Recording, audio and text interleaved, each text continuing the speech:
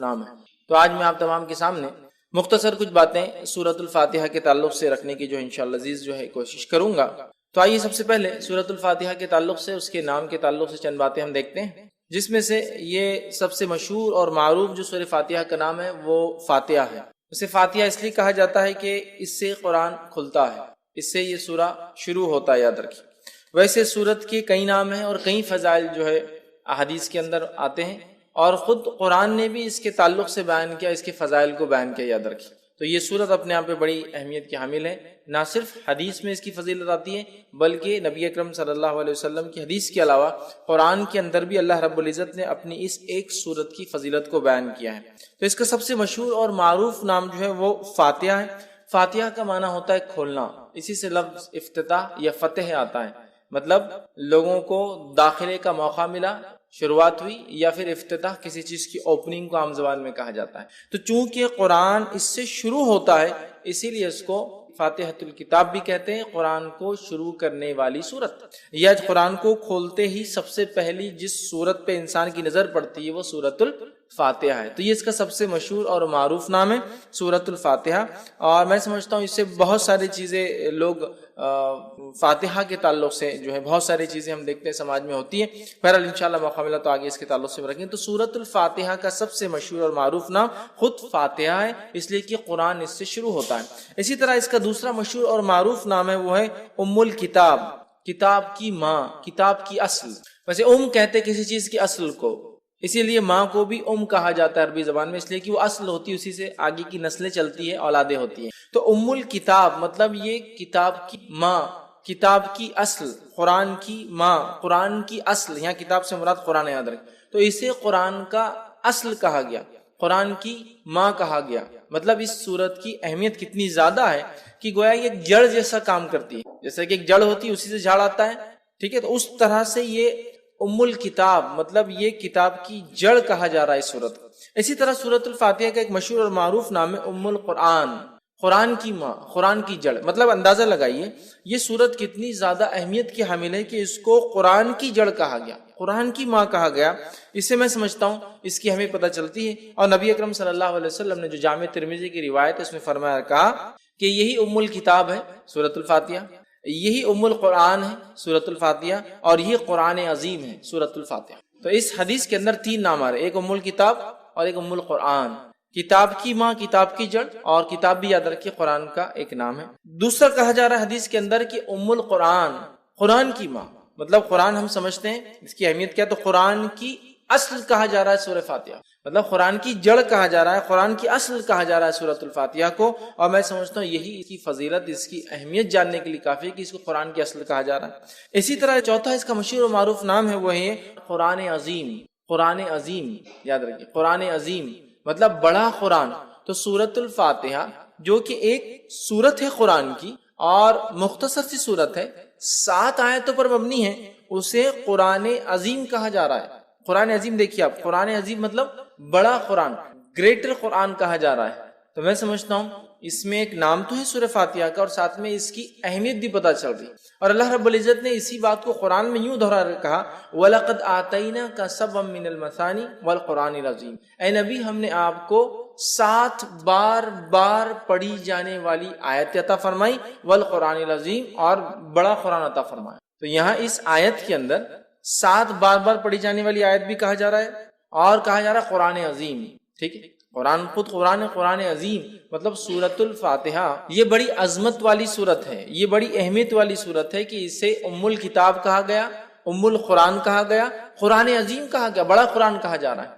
اسی طرح اس کا ایک مشہور اور معروف نام ہے وہ یہ ہے کہ سبع مثانی، سبع مثانی کا معنی 7 بار پڑھی جانے والی آیتیں۔ تو سبع مثانی بھی اسے کہا جاتا ہے اس لیے کہ اس کو بار ہم پڑھتے ہیں، ہر نماز میں ہم پڑھتے ہیں، نماز چاہے کسی قسم کی ہو سورۃ فاتحہ اس کے اندر شامل ہے۔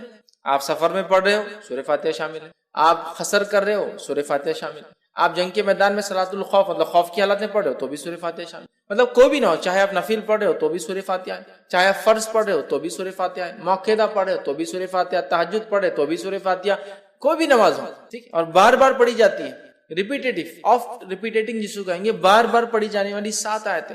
تو 7 مثانی بھی اس سورت کو کہا جاتا ہے سورۃ الفاتحہ کو یاد رکھیں 7 مثانی. اور اسی بات کو اللہ رب العزت نے قرآن میں بیان کیا جو کہ سورہ نمبر 15 آیت میں 87 میں اللہ نے بیان کیا وَلَقَدْ آتَيْنَاكَ سَبْعًا مِنَ الْمَثَانِ. اے نبی ہم نے آپ کو 7 بار بار پڑھی جانے والی آیتیں دی والقرآن العظیم اور آپ کو بڑا قرآن عطا کیا مطلب سورۃ الفاتحہ دی. تو سورہ فاتحہ کی فضیلت نہ صرف احادیث میں آتی ہے بلکہ سورۃ الفاتحہ کی فضیلت قرآن کے اندر بھی موجود ہے کہ اس کو 7 بار بار پڑھی جانے والی آیت کے طور پر بیان کیا گیا ہے.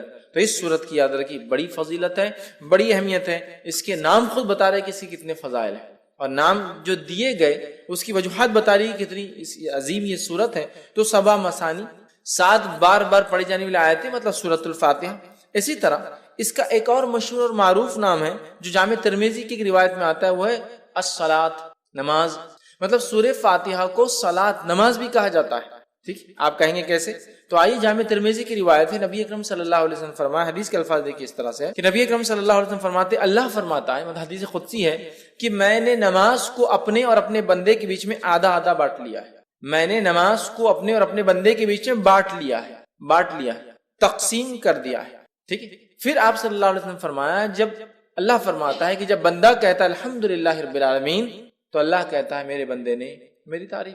مطلب جو بندہ ایک ایک آیت پڑھتا جاتا ہے تو اللہ رب العزت اس کا جواب دیتا جاتا ہے بندے. تو یہاں اس حدیث میں جو جامع ترمذی کی روایت ہے نبی اکرم صلی اللہ علیہ وسلم فرمایا کہ سورۃ الفاتحہ کے تعلق سے اس کو صلاۃ کہا گیا. الصلاۃ مطلب اس کو نماز کہا گیا. یاد رکھیں سورہ صلاۃ تو اس کا ایک نام سورہ صلاۃ بھی نماز یاد رکھیں. اور اسی لیے علماء لکھتے ہیں اس کا نماز میں پڑھنا ضروری بھی ہے اس لیے کہ اس کو نماز کہا گیا.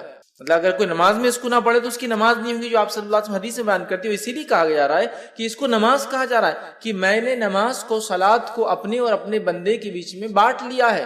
جب میرا بندہ کہتا ہے الحمدللہ رب العالمین تو اللہ رب العزت جواب دیتا ہے کہ میرے بندے نے میری تعریف کی. پھر جب بندہ کہتا ہے الرحمن الرحیم تو اللہ کہتا ہے کہ میرے بندے نے میری جو ہے تعریف بیان کی. ٹھیک ہے. تو مطلب ایک کی بعد ایک اللہ تعالیٰ جواب دیتا جاتا ہے. یاد رکھیں میں انشاءاللہ آگے اس کی حدیث کی پوری تفصیلات رکھوں گا آپ کے سامنے. تو یہاں اس حدیث میں اس سورت کو صلاۃ کہا گیا. ٹھیک ہے. یہ ایک اس کا مشہور اور معروف نام ہے اور یہ چھٹا نام تھا جو ہم دیکھ رہے ہیں. اسی طرح اس سورت کو سورہ الشفا بھی کہا جاتا ہے اس لیے کہ اس کو بیماری کے علاج کے لیے یا اسی طرح جادو کے علاج کے اندر اس کو پڑھ کر دم کیا جاتا ہے. تو سورہ الشفا مطلب جس سے شفا حاصل کی جا سکتی ہے. یا اس کا ایک اور نام جو کہ ایک 8واں مشہور معروف سورۃ الرقیہ. اسے رقیہ بھی کہا جاتا ہے. کیوں رقیہ کہا جاتا ہے؟ اس کے پیچھے ایک طویل واقعہ ہے اس کا بس مختصر رکھتا ہوں. واقعہ یوں ہے کہ صحابہ فرماتے ہیں کہ ایک مرتبہ صحابہ کی ایک جماعت جو کہ 30 لوگوں کے جو ہے قریب صحابہ تھے وہ ایک گاؤں ایک بستی میں گئے. اس بستی میں جانے کے بعد ہوا یہ کہ انہوں نے کھانے پینے کے لیے کچھ مانگا. بستی والوں نے انکار کر دیا چونکہ مسلمان تھے. نتیجتاً یہ ہوا کہ ان لوگوں کو بستی سے باہر رکنا پڑا. رات کے وقت لونڈی ایک بھاگتے ہوئے آئی اور کہا ہمارے جو آقا ہے گروپ کا جو سردار ہے جو لیڈر ہے اس کو ایک بچھو نے کاٹ لیا یا سانپ نے کاٹ لیا کسی موذی چیز نے زہریلے جانور نے کاٹ لیا. کیا آپ میں سے کوئی ہے جو جھاڑ پھونک کرے؟ ایک صحابی کہتے ہیں میں جانتا ہوں. سارے لوگ تعجب کرنے لگے یہ کیا جانتا ہے ایسے. ان کو امید نہیں تھی. وہ گئے اور جا کر سورہ فاتحہ پڑھ کے دم کر دی اور اس کو شفا ہو گئی. اس نے کچھ بکریاں روایت میں آتا 30 بکریاں چونکہ 30 صحابہ تھے اور اس کے ساتھ ساتھ کچھ دودھ بھیج دیا. کافی دودھ بھیجا کہ یہ لوگ پیے کریں. تو لوگوں نے کہا ٹھیک ہے بکریوں کا معاملہ ابھی ہم طے نہیں کرتے. جب مدینہ جائیں گے تو نبی اکرم صلی اللہ علیہ وسلم سے حالات بیان کریں گے کیا ہوا کیسے ہوا پھر دیکھا جائے گا اس کا. نبی اکرم صلی اللہ علیہ وسلم سے جب بات بیان کی آپ نے ان صحابی کو بلایا کہا ادھر آؤ. وہ صحابی آئے تو کہا تمہیں کیسے پتا سورہ فاتحہ رقیہ ہے؟ تمہیں کیسے پتا سورہ فاتحہ رقیہ؟ اور یہ صحابی سے جب دوسرے صحابہ نے تبھی پوچھا تھا جب وہ پڑھ کر آئے تھے تو پوچھا کیا پڑھا؟ تو کہا سورہ فاتحہ پڑھا میں نے. تو کہا تمہیں کیا پتا ہے؟ تو مجھے نہیں پتا. بولے اس کا علاج کیسے؟ میں نے سورہ فاتحہ پڑھا اس کو فائدہ ہو گیا. تو یہاں نبی اکرم صلی اللہ علیہ وسلم دیکھیے حدیث کے اندر الفاظ ہے کہ کہا تمہیں کیسے پتا چلا کہ یہ سورت رقیہ ہے پڑھ ریمیڈی ہے دم کی جانے والی چیز. تو اوپر آ رہا کیور ہے شفا ہے رقیہ ہے ریمیڈی ہے دم کرنے والی چیز ہے. تو سورت الفاتحہ کی فضیلت بھی بہرحال آ رہی ہے اور اس کا نام بھی بہرحال اس کا پتہ چل رہا ہے. تو سورہ جس کو کہیں گے شفا یا شافیہ یا اسی طرح جو ہے سورہ جو ہے رقیہ مطلب وہ سورت جس کو پڑھ کر دم کیا جاتا ہے. اسی طرح اس کا ایک مشہور اور معروف نام ہے الحمد. سورۃ الفاتحہ کا ایک معروف نام ہے الحمد. ٹھیک چونکہ عموماً ہم دیکھتے ہیں بہت ساری صورتوں کو ہم ان کے اصل نام سے نہیں پہچانتے ہیں بلکہ ان کی ابتدا سے پہچانتے ہیں. سورہ تبارک الذی ہے نا سورہ تبارک الذی مطلب ہم اس کو اصل نام سے وہ نہیں کرتے. سورہ ملک سورہ تبارک الذی ٹھیک ہے. سورہ قل مطلب عمومی اعتبار سے قل بولے تو قل اللہ واحد ہوتا ہے نا. تو اس طرح سے ہم جو ہے نام دیتے ہیں. لیکن اس کا نام اگر دیکھا جائے تو الحمد بھی ایک مشہور نام ہے، جیسا کہ الم ترا سورہ فیل، لیکن الم ترا سے مشہور ہے. تو ویسا سورہ الحمد ہے نا، الحمد یہ بھی اس کا ایک نام ہے. اسی طرح جو ہے کچھ علماء لکھتے ہیں اس کا ایک نام کنز بھی ہے. کنز مطلب خزانہ، اور کنز اس خزانے کو کہتے ہیں جو دبا ہوا اور چھپا ہوا ہوتا ہے، مطلب اوپن نہیں ہوتا ہے، کلیئر نہیں، سامنے نہیں ہوتا، کنز بھی کہا جاتا ہے. کچھ لکھتے ہیں اس کو سورہ کافیہ بھی کہا جاتا ہے. مطلب یہ ساری صورتوں پر کفایت کر جاتی ہے، لیکن اس پر کوئی صورت کفایت نہیں کرتی. مطلب اگر یہ ہو تو ساری صورتوں پہ کفایت کر جاتی، کافی ہو جاتی ہے، لیکن اگر یہ نہ ہو تو ساری صورتیں کافی نہیں آ سکتی. تو بہرحال اس کے کئی نام مشہور اور معروف ہے، جس میں سے 7 8 9 تو بڑے معروف نام ہیں، اور 2 نام میں نے اور بھی رکھے آپ کے سامنے. تو بہرحال ان کے نام خود بتا رہے ہیں ان کی فضیلت کیا ہے، اس لیے کہ ہر نام کے پیچھے کچھ واقعہ ہے. جیسا رقیہ، تو ارے اسے ایک فضیلت پر چلے، اس کو دم کیا جا سکتا ہے، یہ ایک فضیلت ہے. ٹھیک. اور اس کے اندر 7 آیتیں ہیں، یاد رکھیں. سورۃ الفاتحہ کے اندر 7 آیتیں ہیں، یاد رکھیں. 7 اس کے اندر ٹوٹل آیتیں ہیں سورۃ الفاتحہ کے اندر.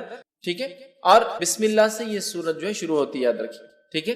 اب اس میں اختلاف ہے کہ بسم اللہ کسی سورت کا حصہ ہوتا ہے یا نہیں ہوتا، یاد رکھیں. ٹھیک ہے. بسم اللہ کسی سورت کا حصہ ہوتا ہے یا نہیں ہوتا ہے، اس میں اختلاف ہے، سوا اس کے کہ جو ایک بار جو ہے جو سلیمان علیہ السلام کا واقعہ آتا ہے، جس میں سلیمان علیہ السلام نے جب خط لکھا تو تب لکھا انہ من سلیمان انہ بسم اللہ الرحمن الرحیم، کہ سلیمان کی طرف سے، اور سلیمان علیہ السلام نے شروع کیا خط اللہ کے نام سے جو بڑا مہربان نہایت رحم کرنے والا ہے. اس کو چھوڑ کر یہ تو آیت کا حصہ، اس کو چھوڑ کر یاد رکھیے بسم اللہ کے تعلق سے اختلاف ہے کہ آیت ہے یا نہیں ہے. اور بسم اللہ یہ ایک واحد ایسی آیت ہے یا ایسا حصہ ہے قرآن کا جس کو نہ ماننے پر کوئی انسان کافر نہیں ہوتا. سورہ کی ابتدا میں، بیچ میں نہیں. جب بیچ میں آ جائیں گا تو پھر تو ماننا لازم ہوا، جو ایک ہی جگہ آتا ہے. بسم اللہ الرحمن الرحیم 114 مرتبہ قرآن میں آتا ہے، 113 مرتبہ سوروں کے اوپر لگتا ہے اور ایک سورت کے اوپر نہیں لگتا ہے. ٹھیک ہے.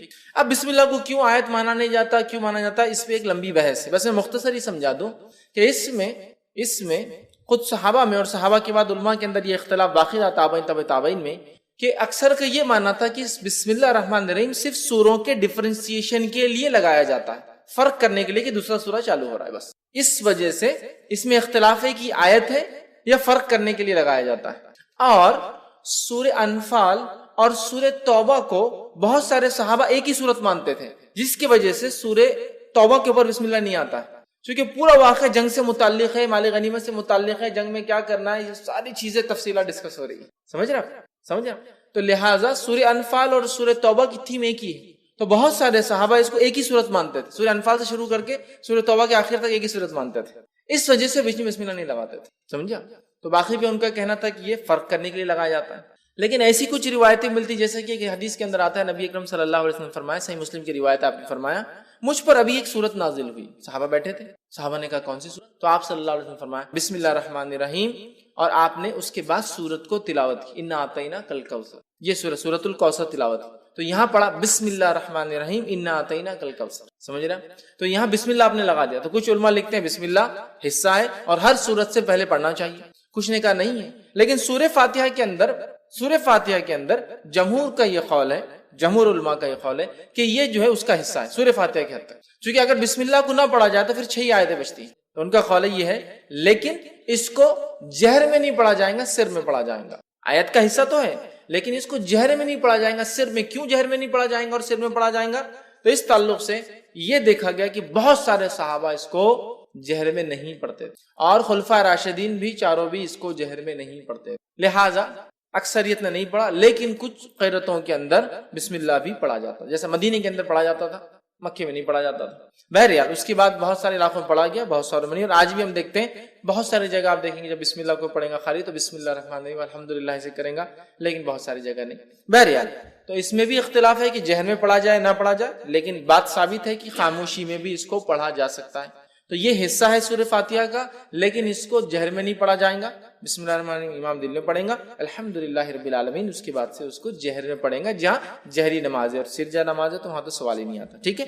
تو اس کے اندر 7 آیتیں ہیں، اور اس کی دلیل سورہ نمبر 15 آیت نمبر 87، جس میں اللہ رب العزت نے فرمایا وَلَقَدْ آتَيْنَاكَ سَبْعًا مِنَ الْمَثَانِي وَالْقُرْآنِ الْعَظِيمِ، اے نبی ہم نے آپ کو 7 بار پڑھی جانے والی آیتیں اور بڑا قرآن عطا فرمایا. اور اس سے مراد سورۃ فاتحہ، چونکہ بہت ساری حدیثیں اس پہ دلیل ہے کہ سبب من المثانی وہی ہے جو سورہ فاتحہ ہے. آگے انشاءاللہ میں اس بات کو رکھوں گا. ٹھیک، تو اس میں ٹوٹل 7 آیتیں سورۃ الفاتحہ کے اندر. ٹھیک ہے، اور اس کو بار بار پڑھا جاتا ہے، 7 بار بار پڑھی جانے والی آیتیں. اور ہم جانتے ہیں کہ کوئی نماز اس کے بغیر مکمل نہیں ہوتی ہے، چاہے انسان کسی بھی قسم کی نماز پڑھا ہو، سفر میں ہو یا شہر میں ہو، اپنے علاقے میں ہو، چاہے وہ نماز فرض ہو، سنت ہو، نفل ہو یا کسی بھی قسم کی نماز ہو، ساری نمازوں کے اندر سورۃ الفاتحہ پڑھی جاتی ہے. یاد رکھیے اس چیز کو. ٹھیک ہے، تو اس کے اندر 7 آیتیں. اسی طرح اس کی فضیلت میں جو بات آتی وہ یہ ہے کہ مسند احمد کی روایت ہے، نبی اکرم صلی اللہ علیہ وسلم کے تعلق سے ایک واقعہ یوں آتا ہے کہ ایک صحابی فرماتے، ابو سعید معلّہ رضی اللہ عنہ فرماتے ہیں کہ میں نماز پڑھ رہا تھا، رسول اللہ صلی اللہ علیہ وسلم نے مجھے کہا کہ میرے پاس آؤ، لیکن میں نماز میں تھا. میں نے نماز کو مکمل کیا، نماز مکمل کر کے نبی اکرم صلی اللہ علیہ وسلم خدمت میں حاضر ہوا، آپ کو سلام کیا. تب نبی اکرم صلی اللہ علیہ وسلم نے پوچھا، جب میں نے تمہیں پہلے آواز دی تھی تم نے جواب کیوں نہیں دیا؟ تو انہوں نے کہا، اللہ کے رسول صلی اللہ علیہ وسلم میں نماز کی حالت میں تھا، نماز پڑھ رہا تھا. تو کہا، کیا تم نے اللہ کا یہ احکام نہیں سنا کہ جب رسول اللہ صلی اللہ علیہ وسلم تمہیں اس چیز کی طرف بلائے جو تمہیں زندگی دیتی ہے، ٹھیک ہے، تو تم اس آواز کو جو ہے جواب دو، واپس آؤ. تو کہا، اللہ کے رسول صلی اللہ علیہ وسلم میں اس کو نہیں جانتا تھا، میں انشاءاللہ اگلی بار ضرور کروں گا. مطلب نبی اکرم صلی اللہ علیہ وسلم اگر کوئی شخص نماز بھی پڑھ رہا ہوتا اور آپ آواز دیتے تو اس شخص کو آپ کی آواز پر آپ کے پاس حاضر ہونا یا موجود ہونا ضروری تھا. یاد رکھیے، نماز توڑ کر یہ بات آ رہی کہ تم کیوں نہیں آتے؟ کہا میں نماز پڑھتا ہوں. کہا نماز پڑھتے کیا تم نے یہ نہیں سنا اللہ کا حکم؟ ٹھیک، تو کہا میں اب آئندہ اس بات کو یاد رکھوں. تو کہا میں تمہیں اس مسجد سے نکلنے سے پہلے جو ہے قرآن کی سب سے بڑی سورت اس مسجد سے نکلنے سے پہلے قرآن کی سب سے بڑی سورت. اور آپ صلی اللہ علیہ وسلم بات کرتے کرتے آگے جا رہے تھے اور صحابی کہنے لگے، مجھے ڈر لگنے لگا کہ اللہ کے رسول صلی اللہ علیہ وسلم مسجد سے باہر نکل جائیں گے اور میرے کو سورت تو نہیں سکھائی سب سے بڑی. تو فوراً جب مسجد کے دروازے پر آئے کہ اب نکل جائیں گے، مطلب اس کے اینڈ پر آئے، تو کہا اللہ کے رسول صلی اللہ علیہ وسلم، آپ نے کہا مجھے آپ قرآن کی سب سے بڑی سورت سکھائیں گے. کہا آپ نے بتائیں. تب نبی اکرم صلی اللہ علیہ وسلم نے کہا، الحمدللہ رب العالمین، یہ قرآن کی سب سے بڑی سورت. الحمدللہ رب العالمین، یہ قرآن کی سب سے بڑی سورت. ٹھیک ہے، اور پھر کہا یہی جو ہے 7 مثانی ہے، 7 بار بار پڑھی جانے والی آیتیں، یہی ام القرآن ہے اور یہی قرآن عظیم. یہ 7 بار بار پڑھی جانے والی آیتیں، یہی بڑا قرآن ہے اور یہی قرآن کی اصل ہے، جڑ ہے، ماں ہے. سب سے بڑی سورت کا قرآن کس کو؟ سورۃ الفاتحہ کو. اس کا نمبر 1 ہونا خود اپنے آپ میں ایک دلیل ہے کہ اس کی اتنی اہمیت ہے سورۃ الفاتحہ. آئیے دوسرا واقعہ لیتے ہیں. یہ جامع ترمذی کی روایت ہے. ابی بن کعب رضی اللہ عنہ جو ہے نماز پڑھ رہے تھے. نبی اکرم صلی اللہ علیہ وسلم نے آواز دی تو انہوں نے جواب نہیں دیا چونکہ نماز پڑھ رہے تھے. نبی اکرم صلی اللہ علیہ وسلم دوسری بار آواز دی تو انہوں نے جلدی نماز پڑھنا شروع کی، اسپیڈلی ایک دم تیزی سے، اور جلدی سے سلام پھیرا، نماز جلدی پڑھ کر اور گئے اور سلام کیا اور کہا اللہ کے رسول صلی اللہ علیہ وسلم میں نماز پڑھا. تو کہا جب میں نے تمہیں آواز دی تو تم نے مجھے جواب کیوں نہیں دیا، آئی کیوں نہیں؟ تو کہا اللہ کے رسول صلی اللہ علیہ وسلم میں نماز میں تھا. تو کہا تم نے کیا اللہ کا یہ احکام نہیں سنا کہ جب اللہ کے رسول تمہیں اس چیز کی طرف بلائے جو تمہیں زندگی دیتی ہے، یہ آیت نہیں سنی؟ تو کہا سنی. تو کہا انشاءاللہ میں آئندہ یاد رکھوں گا اور آپ کی آواز آتے ہی میں آ جاؤں. پھر اس کے بعد نبی اکرم صلی اللہ علیہ وسلم نے ان سے کہا کہ میں تمہیں ایک ایسی سورت سکھاؤں گا آج مسجد سے نکلنے سے پہلے، جو سورت اس سے پہلے نہ توریت میں نازل ہوئی، نہ زبور میں نازل ہوئی، نہ انجیل میں نازل ہوئی، نہ فرقان میں نازل ہوئی. 4 کتابوں کے نام لیا، نہ فرقان میں نازل. تو یہ بڑے خوش ہو گئے. کہا بالکل سکھائیے. نبی اکرم صلی اللہ علیہ وسلم ان سے ہاتھ ملائے ہوئے تھے، ہاتھ میں ہاتھ تھا، اور نبی اکرم صلی اللہ علیہ وسلم ان کے ساتھ ساتھ چل رہے تھے. ہاتھ میں ہاتھ تھا اور دونوں چل رہے تھے. اور آپ صلی اللہ علیہ وسلم فرمایا تھا مسجد سے نکلنے سے پہلے تم کو میں جو ہے ایک ایسی سورت سکھاؤں گا جو نہ توریت میں نازل ہوئی، نہ زبور میں، نہ انجیل میں، نہ فرقان میں. ابی بن کعب رضی اللہ عنہ فرمانے لگے کہ مجھے اب ڈر تھا کہ اللہ کے رسول صلی اللہ علیہ وسلم مسجد سے باہر نکل جائیں گے اور مجھے بھی سکھائی نہیں وہ سورت. تو میں نے کہا اللہ کے رسول ہم مسجد سے بس باہر نکل رہے ہیں، وہ سورت آپ نے نہیں سکھائی. تب نبی اکرم صلی اللہ علیہ وسلم نے ان کو فرما کہا قسم ہے اس ذات کی جس کے ہاتھ میں میری جان ہے، وہ سورۃ الفاتحہ. الحمدللہ رب. سورۃ الفاتحہ یہ وہ سورت ہے قرآن کی جو اس سے پہلے نہ توریت میں نازل ہوئی، نہ زبور میں نازل ہوئی، نہ انجیل میں نازل ہوئی، اور نہ ہی فرقان میں آپ نے کہا قرآن میں اب ہو گئی ہے، اس سے پہلے کبھی نازل نہیں ہوئی. ایک روایت میں اس طرح کے الفاظ آتے ہیں کہ ایک آواز نبی اکرم صلی اللہ علیہ وسلم نے ایک مرتبہ سنی. جبرائیل علیہ السلام سے پوچھا یہ آواز کیسی تھی؟ تو کہا آج جنت کا ایک ایسا دروازہ کھولا گیا، آج آسمان کا ایک ایسا دروازہ کھولا گیا جو اس سے پہلے کبھی نہیں کھولا گیا تھا، اور فرشتے سورۃ الفاتحہ لے کر آئے. مطلب اسپیشل فرشتے آئے، اسپیشل ہوئی ساری چیز، سمجھے، جو دروازہ اس سے پہلے کبھی نہیں کھلا. تو سورۃ الفاتحہ ایک ایسی سورت ہے جو اس سے پہلے کسی امت کو نہیں دی. یہ اس کی فضیلت ہے، کسی امت کو نہیں دی گئی. یہ سب سے بڑی سورت ہے قرآن کی. کسی امت کو، کسی قوم کو، کسی نبی کو، کسی کو یہ سورت نہیں دی گئی، سورۃ فاتحہ۔ اسی طرح اس کے فضائل کے اندر ایک فضیلت یہ آتی ہے کہ نبی اکرم صلی اللہ علیہ وسلم نے 3 مرتبہ، صحیح مسلم کی روایت، 3 مرتبہ کہا اور فرمایا 3 مرتبہ کہا، الفاظ یہ تھے آپ نے کہ جس نے نماز پڑھی اور سورہ فاتحہ نہیں پڑھی اس کی نماز مکمل نہیں۔ 3 مرتبہ دہرایا، جس نے نماز پڑھی اور اس میں سورہ فاتحہ نہ پڑھی اس کی نماز مکمل نہیں، 3 مرتبہ آپ نے دہرایا۔ ابو ہریرہ رضی اللہ عنہ جو اس حدیث کو روایت کر رہے تھے، لوگوں نے کہا کہ ابو ہریرہ امام کے ساتھ بھی؟ تو کہا امام کے ساتھ بھی، جب امام کے ساتھ ہو تو اپنے جی میں پڑھ لیا کرو، جب امام ہو خیرت کر رہا ہو تب تو کہا اپنے جی میں پڑھ لیا کرو، دل میں پڑھ لیا کرو پھر، لیکن تب بھی پڑھنا ہے تم، ٹھیک۔ اس کے بعد جو ہے ابو ہریرہ رضی اللہ عنہ فرمایا اس صورت کو اتنی اہمیت اس لیے دی جا رہی ہے کہ میں نے اللہ کے رسول صلی اللہ علیہ وسلم کہتے ہوئے سنا کہ اللہ نے نماز کو اپنے اور اپنے بندے کے بیچ میں بانٹ لیا ہے، کہ میں نے نماز کو، اللہ فرما رہا ہے، اپنے اور اپنے بندے کے بیچ میں بانٹ لیا ہے۔ اور پھر الفاظ ہیں جب بندہ کہتا ہے الحمدللہ رب العالمین تو اللہ جواب دیتا ہے بندے نے میری جو ہے تعریف۔ پھر جب بندہ کہتا ہے الحمدللہ رب العالمین الرحمن الرحیم، کہ بڑا مہربان نہایت رحم والا، یہ الفاظ ادا کرتا ہے تو اللہ تعالیٰ جواب دیتا ہے میرے بندے نے میری حمد بیان کی، ٹھیک۔ اس کے بعد جب بندہ کہتا ہے مالک یوم الدین تو اللہ کہتا ہے میرے بندے نے میری حمد بیان کی، ٹھیک ہے۔ اس کے بعد جب بندہ کہتا ہے ایاک نعبد و ایاک نستعین تو اللہ کہتا ہے یہ میرے اور میرے بندے کے بیچ میں ہے، جو میرا بندہ مانگے گا میں اس کو وہ دوں گا، یہ میرے اور میرے بندے کے بیچ میں ہے، یہ میرے اور میرے بندے کے بیچ میں ہے۔ اسی لیے علماء لکھتے ہیں کہ سورۃ الفاتحہ کو 3 حصوں میں تقسیم کیا جا سکتا ہے۔ پہلا اللہ کی حمد و ثنا تعریف، بسم اللہ الرحمن الرحیم الحمدللہ رب العالمین الرحمن الرحیم مالک یوم الدین، تعریف۔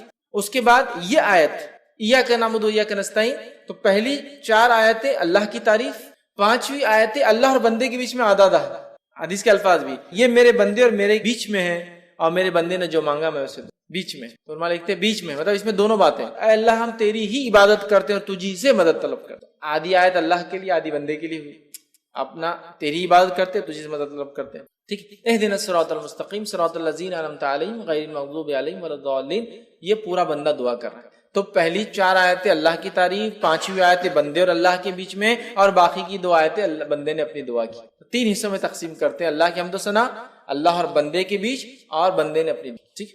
تو یہاں اللہ کہتا ہے یہ میرے اور میرے بندے کے بیچ میں ہے، میرے بندے کو وہ دوں گا جو اس نے خواہش کی ہے، جو اس نے مانگا ہے۔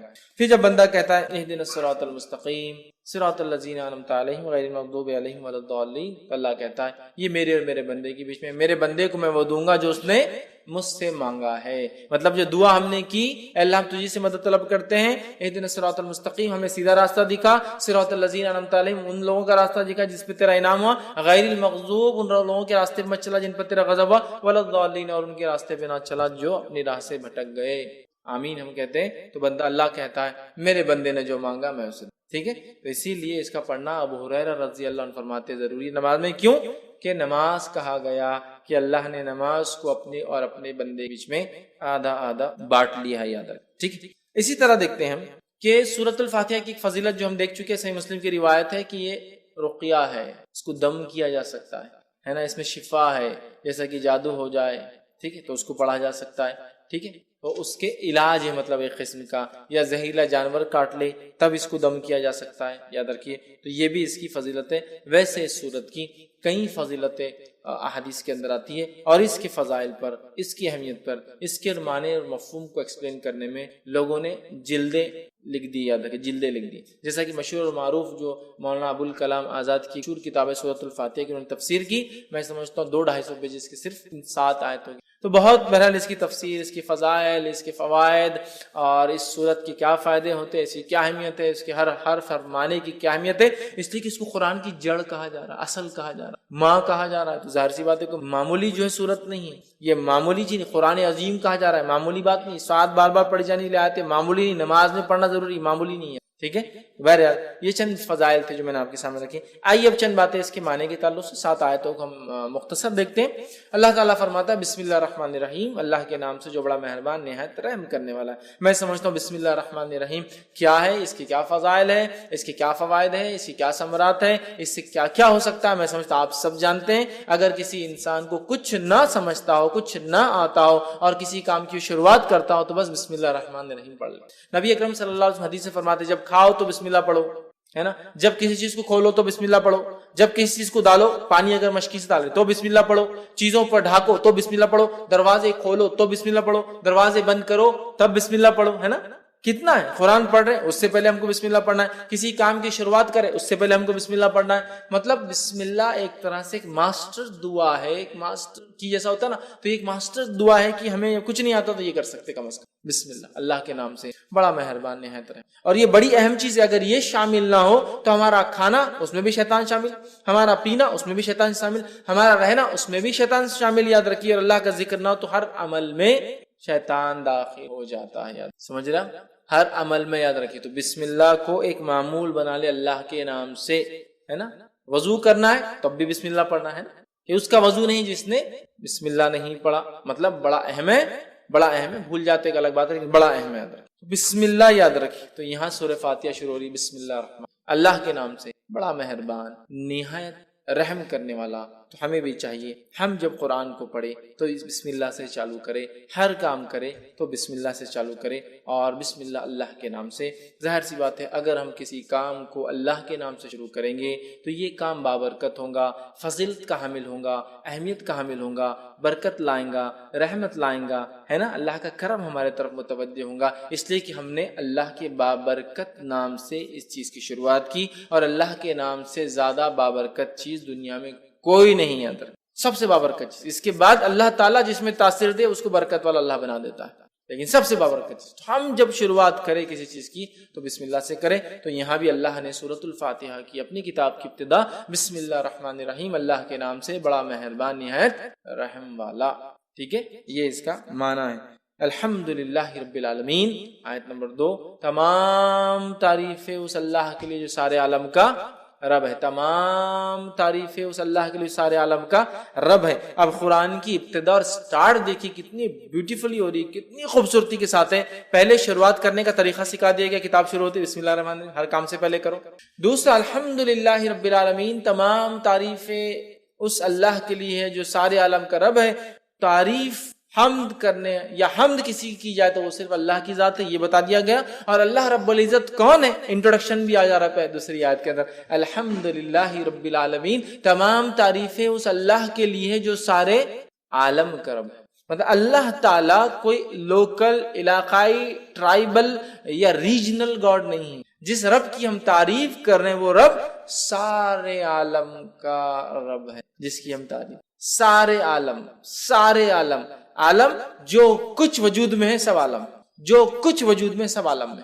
تو تمام تعریفیں اس اللہ کے لیے جو سارے عالم کا، تمام چیزیں جو وجود میں لائی ہے اس نے، ان سب کا رب. سمجھ رہا؟ الحمدللہ، تمام تعریف. اور الحمدللہ کا معنی شکر کے اس میں نہیں لینا چاہیے. حالانکہ حمد میں شکر شامل ہے لیکن شکر میں حمد شامل نہیں ہے. کیوں کہہ رہا ہوں میں؟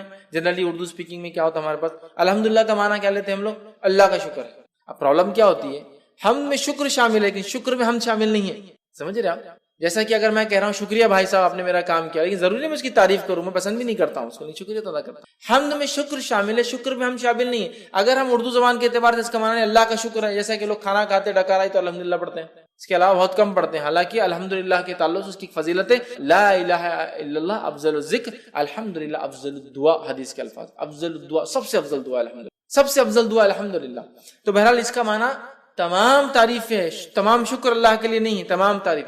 چونکہ شکر کے اندر حمد شامل نہیں ہوتی، حمد میں شکر شامل ہے، تو ہم اس کو تمام تعریفیں لے. اللہ کا شکر یہ معنی مت لے، ورنہ اللہ کا شکر معنی میں لیں گے تو پھر صرف اچھائی پہ بولنا پڑیں گا. اگر کوئی خیر ہم کو نظر نہ آیا تو ہم اس پہ الحمدللہ کیوں بولیں گے؟ الحمدللہ کیوں بولیں گے؟ جیسا کہ کوئی پیدا ہو گیا کسی گھر میں، بچہ پیدا ہوا تو کیا بولتے ہیں لوگ؟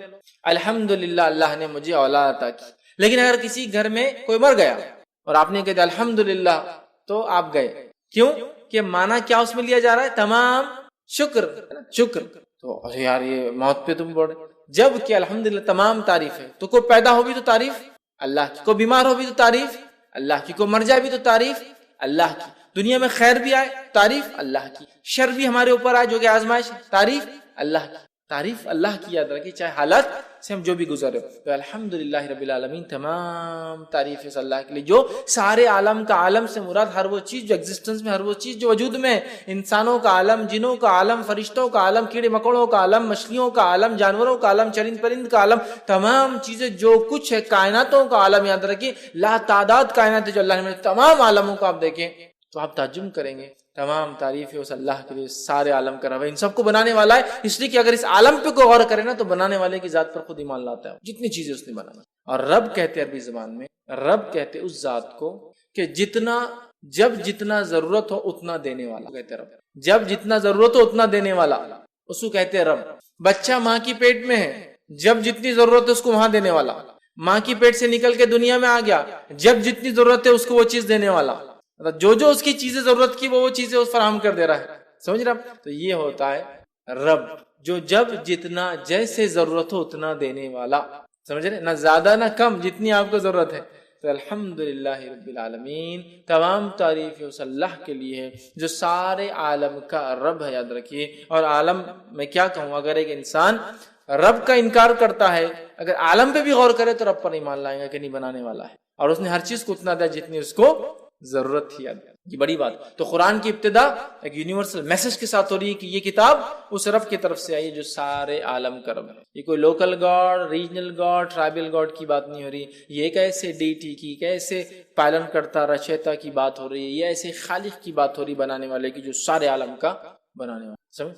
تمام تعریفیں اس اللہ کے جو سارے عالم، اللہ سب کا رب ہے، یہ کوئی صرف مسلمانوں کا رب نہیں۔ یہ میسج سورہ فاتحہ شروع ہوتی ہے، اللہ تعالیٰ نے کنوے کر دیا، اور سارے عالم کا کوئی علاقہ یا کوئی ایریا، کوئی ریس، کوئی قوم کا بھی نہیں یاد رکھے کہ یہ قوم کا ہے وہ قوم کا ہے، سارے عالم کا رب یاد ہے، جو کچھ وجود میں اللہ ان کا رب ہے۔ ٹھیک ہے، الحمدللہ الرحمن الرحیم، بڑا مہربان نہایت رحم کرنے والا، یاد رکھیے۔ اب بڑا مہربان نہایت رحم کرنے والا، اس کا کیا معنی ہے؟ تو اس کے تعلق سے ایک مشہور روایت ہے، جامع ترمذی کی حدیث ہے، اور حدیث کے الفاظ ہیں کہ اللہ تعالیٰ فرماتا ہے کہ میں اللہ رحمان نے رحم کو پیدا کیا۔ رحم سمجھتے ہیں؟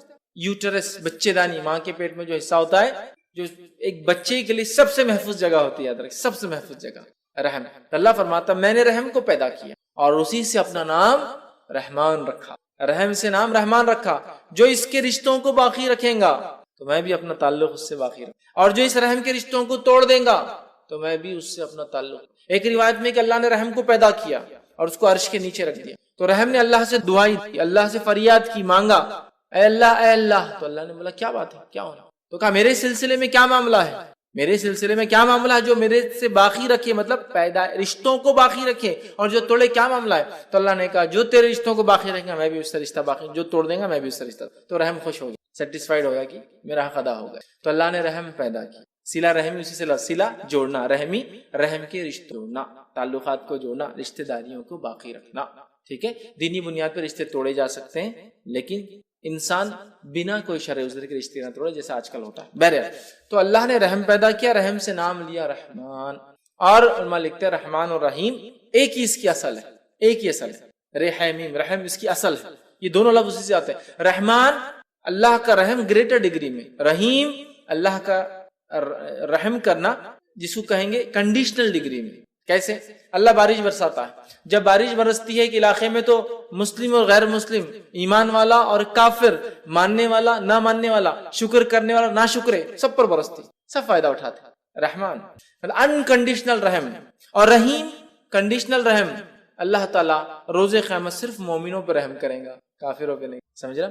تو رحمان گریٹر ڈگری میں رحم، کوئی اس کے لمٹ نہیں ہے، انسان کتنا ہی کفر کرے اللہ سے اللہ معاف کرتے رہتا ہے۔ رحیم آخرت میں صرف اللہ تعالیٰ مومنوں پہ رحیم ہے، کافروں پر رحم نہیں کرنے والا، یہ معنی۔ الرحمن رحیم، بڑا مہربان نہایت رحم والا، اور رحمان اللہ کا یہ ایک ذاتی نام بھی یاد رکھیں۔ اور اللہ تعالیٰ نے اللہ کے بعد سمجھ لیجیے، اللہ کے بعد جس نام کو خود کے لیے لیا ہے وہ رحمان ہی یاد رکھیے، ہے نا؟ الرحمن علم القرآن، قل اللہ عبید الرحمن، چاہے اسے اللہ کو چاہے رحمان کو، یہاں کا رحمان رحمان نے، تو اللہ کے علاوہ کوئی نام اگر اللہ نے اپنے لیے استعمال کیا قرآن میں تو رحمان ہے، تو بڑا اہم نام ہے، جس کو کہیں گے اگر اللہ کے نام یہ نگینے ہیں ایک تاج کے تو اللہ سب سے بڑا ہے، تو رحمان اس کے بعد والا ہے، سمجھ رہا؟ تو رحمان اس کے ذاتی نام بھی ہے، رحیم صفتی نام بھی ہے، رحمان بہت رحم کرنے والا اور بڑا مہربان، سب کے لیے نہایت رحم کرنے والا مومنوں آخرت میں۔ تو اسی لیے کچھ علماء لکھتے ہیں رحمان دنیا کے اعتبار سے، رحیم آخرت کے اعتبار سے مومنوں کے لیے صرف۔ اللہ تعالیٰ کافر اور مشرک پہ رحم نہیں کرنے والا، اللہ تعالیٰ منافقوں پر، فاسق اور فاجروں پر رحم نہیں کرنے والا۔ یہ الگ بات ہے کہ جو کافر کفر اور شرک پہ مرے وہ تو ہمیشہ جہنم میں جلیں گے، کوئی رحم نہیں ہوگا۔ باقی لوگ جو فاسق فاجر تھے اپنے گناہوں کی سزا بھگت کر آ جائیں گے، تو رحم صرف ان پر جو ایمان کے تقاضوں کو پورا کر کے گیا تھا، سمجھ رہے ہیں؟ اور رحمان سب پر، تو اسی لیے علماء لکھتے ہیں رحمان دنیا کے اعتبار سے، رحیم آخرت کے اعتبار سے۔ اور اللہ رب العزت نے اس بات کو یوں بھی قرآن نے فرمایا، سورہ نمبر 33 آیت میں 43 کے اندر کہا وَكَانَ بِالْمُؤْمِنِينَ رَحِيمًا، اور اللہ تو مومنوں کے لیے رحم کرنے والا، مومنوں کے لیے رحم کرنے والا ہے، دوسروں کے لیے، لیکن رحمان ساری انسانیت کے لیے، اس بات کو یاد رکھیں، ٹھیک؟ تو رحمان رحیم، مالک روز جزا کا، بدلے کے دن کا مالک، قیامت۔ اب کیا اللہ کے علاوہ کیا کوئی اور مالک ہے؟ تو اللہ یہ کیوں کہہ رہا ہے قیامت کے روز کا مالک؟ تو دنیا کا مالک ہے، آخرت کا مالک ہے، لیکن دنیا میں کہیں نہ کہیں کسی نہ کسی بنیاد پر ہم چھوٹے ہی ایک دم جس کو بنی اللہ کے مقابلے میں تو یہ دعویٰ کچھ بھی مان، لیکن کہیں نہ کہیں دعوے دار ہوتے، یہ میرا ہے، وہ میرا ہے، میں یہاں کا بادشاہ ہوں، وہ وہاں کے مالک ہے نا، یہ فلاں کے مالک ہے، کچھ نہ کچھ ملکیت ہوتی ہے نا ہماری۔ لیکن آخرت میں کچھ بھی نہیں ہوگا، ہم ٹیسٹ سے گزر چکے، جو کچھ دیا گیا آخرت میں صرف اور صرف ہر چیز اللہ تعالیٰ کی۔ تو مالک یوم الدین، روز جزا کا، اس کا ایک قرأت یہ ملک یوم الدین، بادشاہ روز جزا کا، مالک روز جزا کا، دونوں کا معنی ہے، دونوں کا معنی کہ بادشاہ مالک بھی ہوتا ہے، سمجھ رہے ہیں؟ اور مالک تو اللہ کی ایک صفت بھی یاد رکھی، الملک، تو بادشاہ روز جزا کا، تو مالک یوم الدین روز جزا کا مالک، روز جزا کا مطلب قیامت کے دن کا مالک، ٹھیک؟ اور مالک یہ معنی کو اگر ہم سمجھ گئے نا، مالک کی ملکیت کیا ہوتی ہے، جیسا کہ ایک آدمی شرک کرتا ہے تو وہ کیا کر رہا ہے ایکچولی؟ مالک اللہ رب العزت کی ملکیت میں کسی کو ایڈ کر رہا ہے لا کر، جبکہ اللہ اکیلا مالک ہے۔ بنانے والے نے اگر کوئی چیز بنائی تو کیا وہ پسند کریں گا اس کے گھر کے اندر کوئی اور آ کے اس کی باؤنڈری کے اندر کچھ بنائے؟ تو اللہ تعالیٰ بھی، بادشاہ بھی پسند نہیں کرتا اس کی ملکیت میں کوئی آئے، اور مالک بھی پسند نہیں کرتا اس کی ملکیت میں کوئی آئے۔ تو بادشاہ ہے روز آخرت میں، قیامت کے دن کا اللہ تعالیٰ مالک یوم الدین، یوم الدین وہ دن جس دن ترازو قائم ہوگا، وہ دن جس دن لوگوں پہ انصاف ہوگا، وہ دن جس دن لوگوں کے اچھے اور برے اعمال کے اعتبار سے فیصلے ہوں گے، وہ دن جس دن لوگوں نے جو اچھا کیا ان کو اس کا بدلہ، جنہوں نے برا کیا ان کو ان کے بدلے دیے جائیں گے، اس دن کا اللہ تعالیٰ مالک ہے۔ اور اس تعلق سے ایک روایت آتی ہے، صحیح بخاری اور صحیح مسلم کی روایت ہے، قیامت کے دن زمین اور آسمان اللہ تعالیٰ کے سیدھے ہاتھ میں لپٹے، اور اللہ تعالیٰ ایک آواز لگائیں گا، اور آواز اس طرح سے ہوں گی، انا الملک، آج میں بادشاہ ہوں، این الملوک الارض، کہاں ہے دنیا کے وہ بادشاہ، این الجبارون و این المتکبر، کہاں ہے وہ دنیا کے بادشاہ جو ظلم اور زیادتی اور جبر کرتے اپنے لوگوں پر، اور کہاں ہے وہ جو تکبر کیا کرتے؟ اللہ آواز دیں گے، اللہ آواز دیں گا، یاد رکھیں۔ لہٰذا تکبر کرنا بہت خطرناک بات ہے، خاص طور سے جب آدمی کو اللہ مال دولت یا پوزیشن یا سلطنت یا ملکیت دے، اس لیے کہ اللہ آواز دیں گا، کہاں ہے دنیا کی بادشاہ، آج میں بادشاہ ہوں، آج کوئی دوسرا بادشاہ نہیں، کسی کی بادشاہت نہیں چلیں گے، آج میں بادشاہ ہوں۔ کہاں ہے دنیا کی بادشاہ؟ اللہ ان کو، کہاں ہے جو جبر و زیادتی کرتے، کہاں ہے وہ لوگ جو تکبر کرتے؟ تو اللہ تعالیٰ یاد رکھیے بدلے کے دن کا مالک ہے۔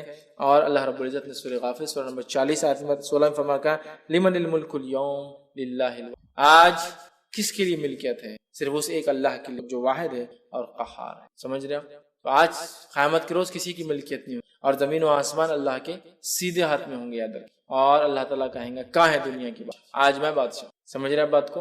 لہٰذا اللہ بادشاہ ہے روز جزا کا، بدلے کے دن کا، جس دن جس نے جو دنیا میں کیا تھا اس کو اس کے بدلے چکائے جائیں گے، حساب اور کتاب ہوں گا اس ڈگری اور اس لیول تک کہ ایک بکری جس کو ہوں گے اس کو کسی سینگ والی بکری نے مارا ہوگا تو بغیر سینگ والی کو سینگ دیا جائے گا، وہ اس بکری کو ماریں گے جس نے دنیا میں مارا تھا، اور ان کا معاملہ ختم کر۔ صحیح مسلم کی اس دن کا اللہ تعالیٰ جو ہے مالک ہے، مالک یوم الدین۔ پھر اللہ نے فرمایا ایاک نعبد و ایاک، اے اللہ ہم تیری ہی عبادت کرتے ہیں اور تجھی سے ہی مدد طلب کرتے ہیں، اے اللہ ہم تیری بھی عبادت کرتے ہیں اور تجھ سے بھی مدد طلب کرتے نہیں ہیں، تیری ہی، صرف اور صرف اے اللہ تیری عبادت اور تجھی سے مدد طلب کرتے۔ اگر اتنی بات بھی ایک بندہ سمجھ جائے نا، ایک مومن بندہ، تو انشاءاللہ کم از کم مسلمان شرک نہیں کریں گے۔ حالت یہ ہے کہ ہم اس صورت کو پڑھتے ہیں، کتنی بار پڑھتے ہیں؟ خالی فرض نمازیں جو لوگ پڑھتے ہیں، خالی فرض تو 17 بار ہو جاتی ہے، فجر کی 2 رکعت، ظہر کی 4 رکعت، عصر کی 4 رکعت، مغرب کی 3 رکعت، عشاء کی 4 رکعت، 17 دفعے پڑھ رہا ہے اس کو، ایاک نعبد و ایاک نستعین، اے اللہ ہم تیری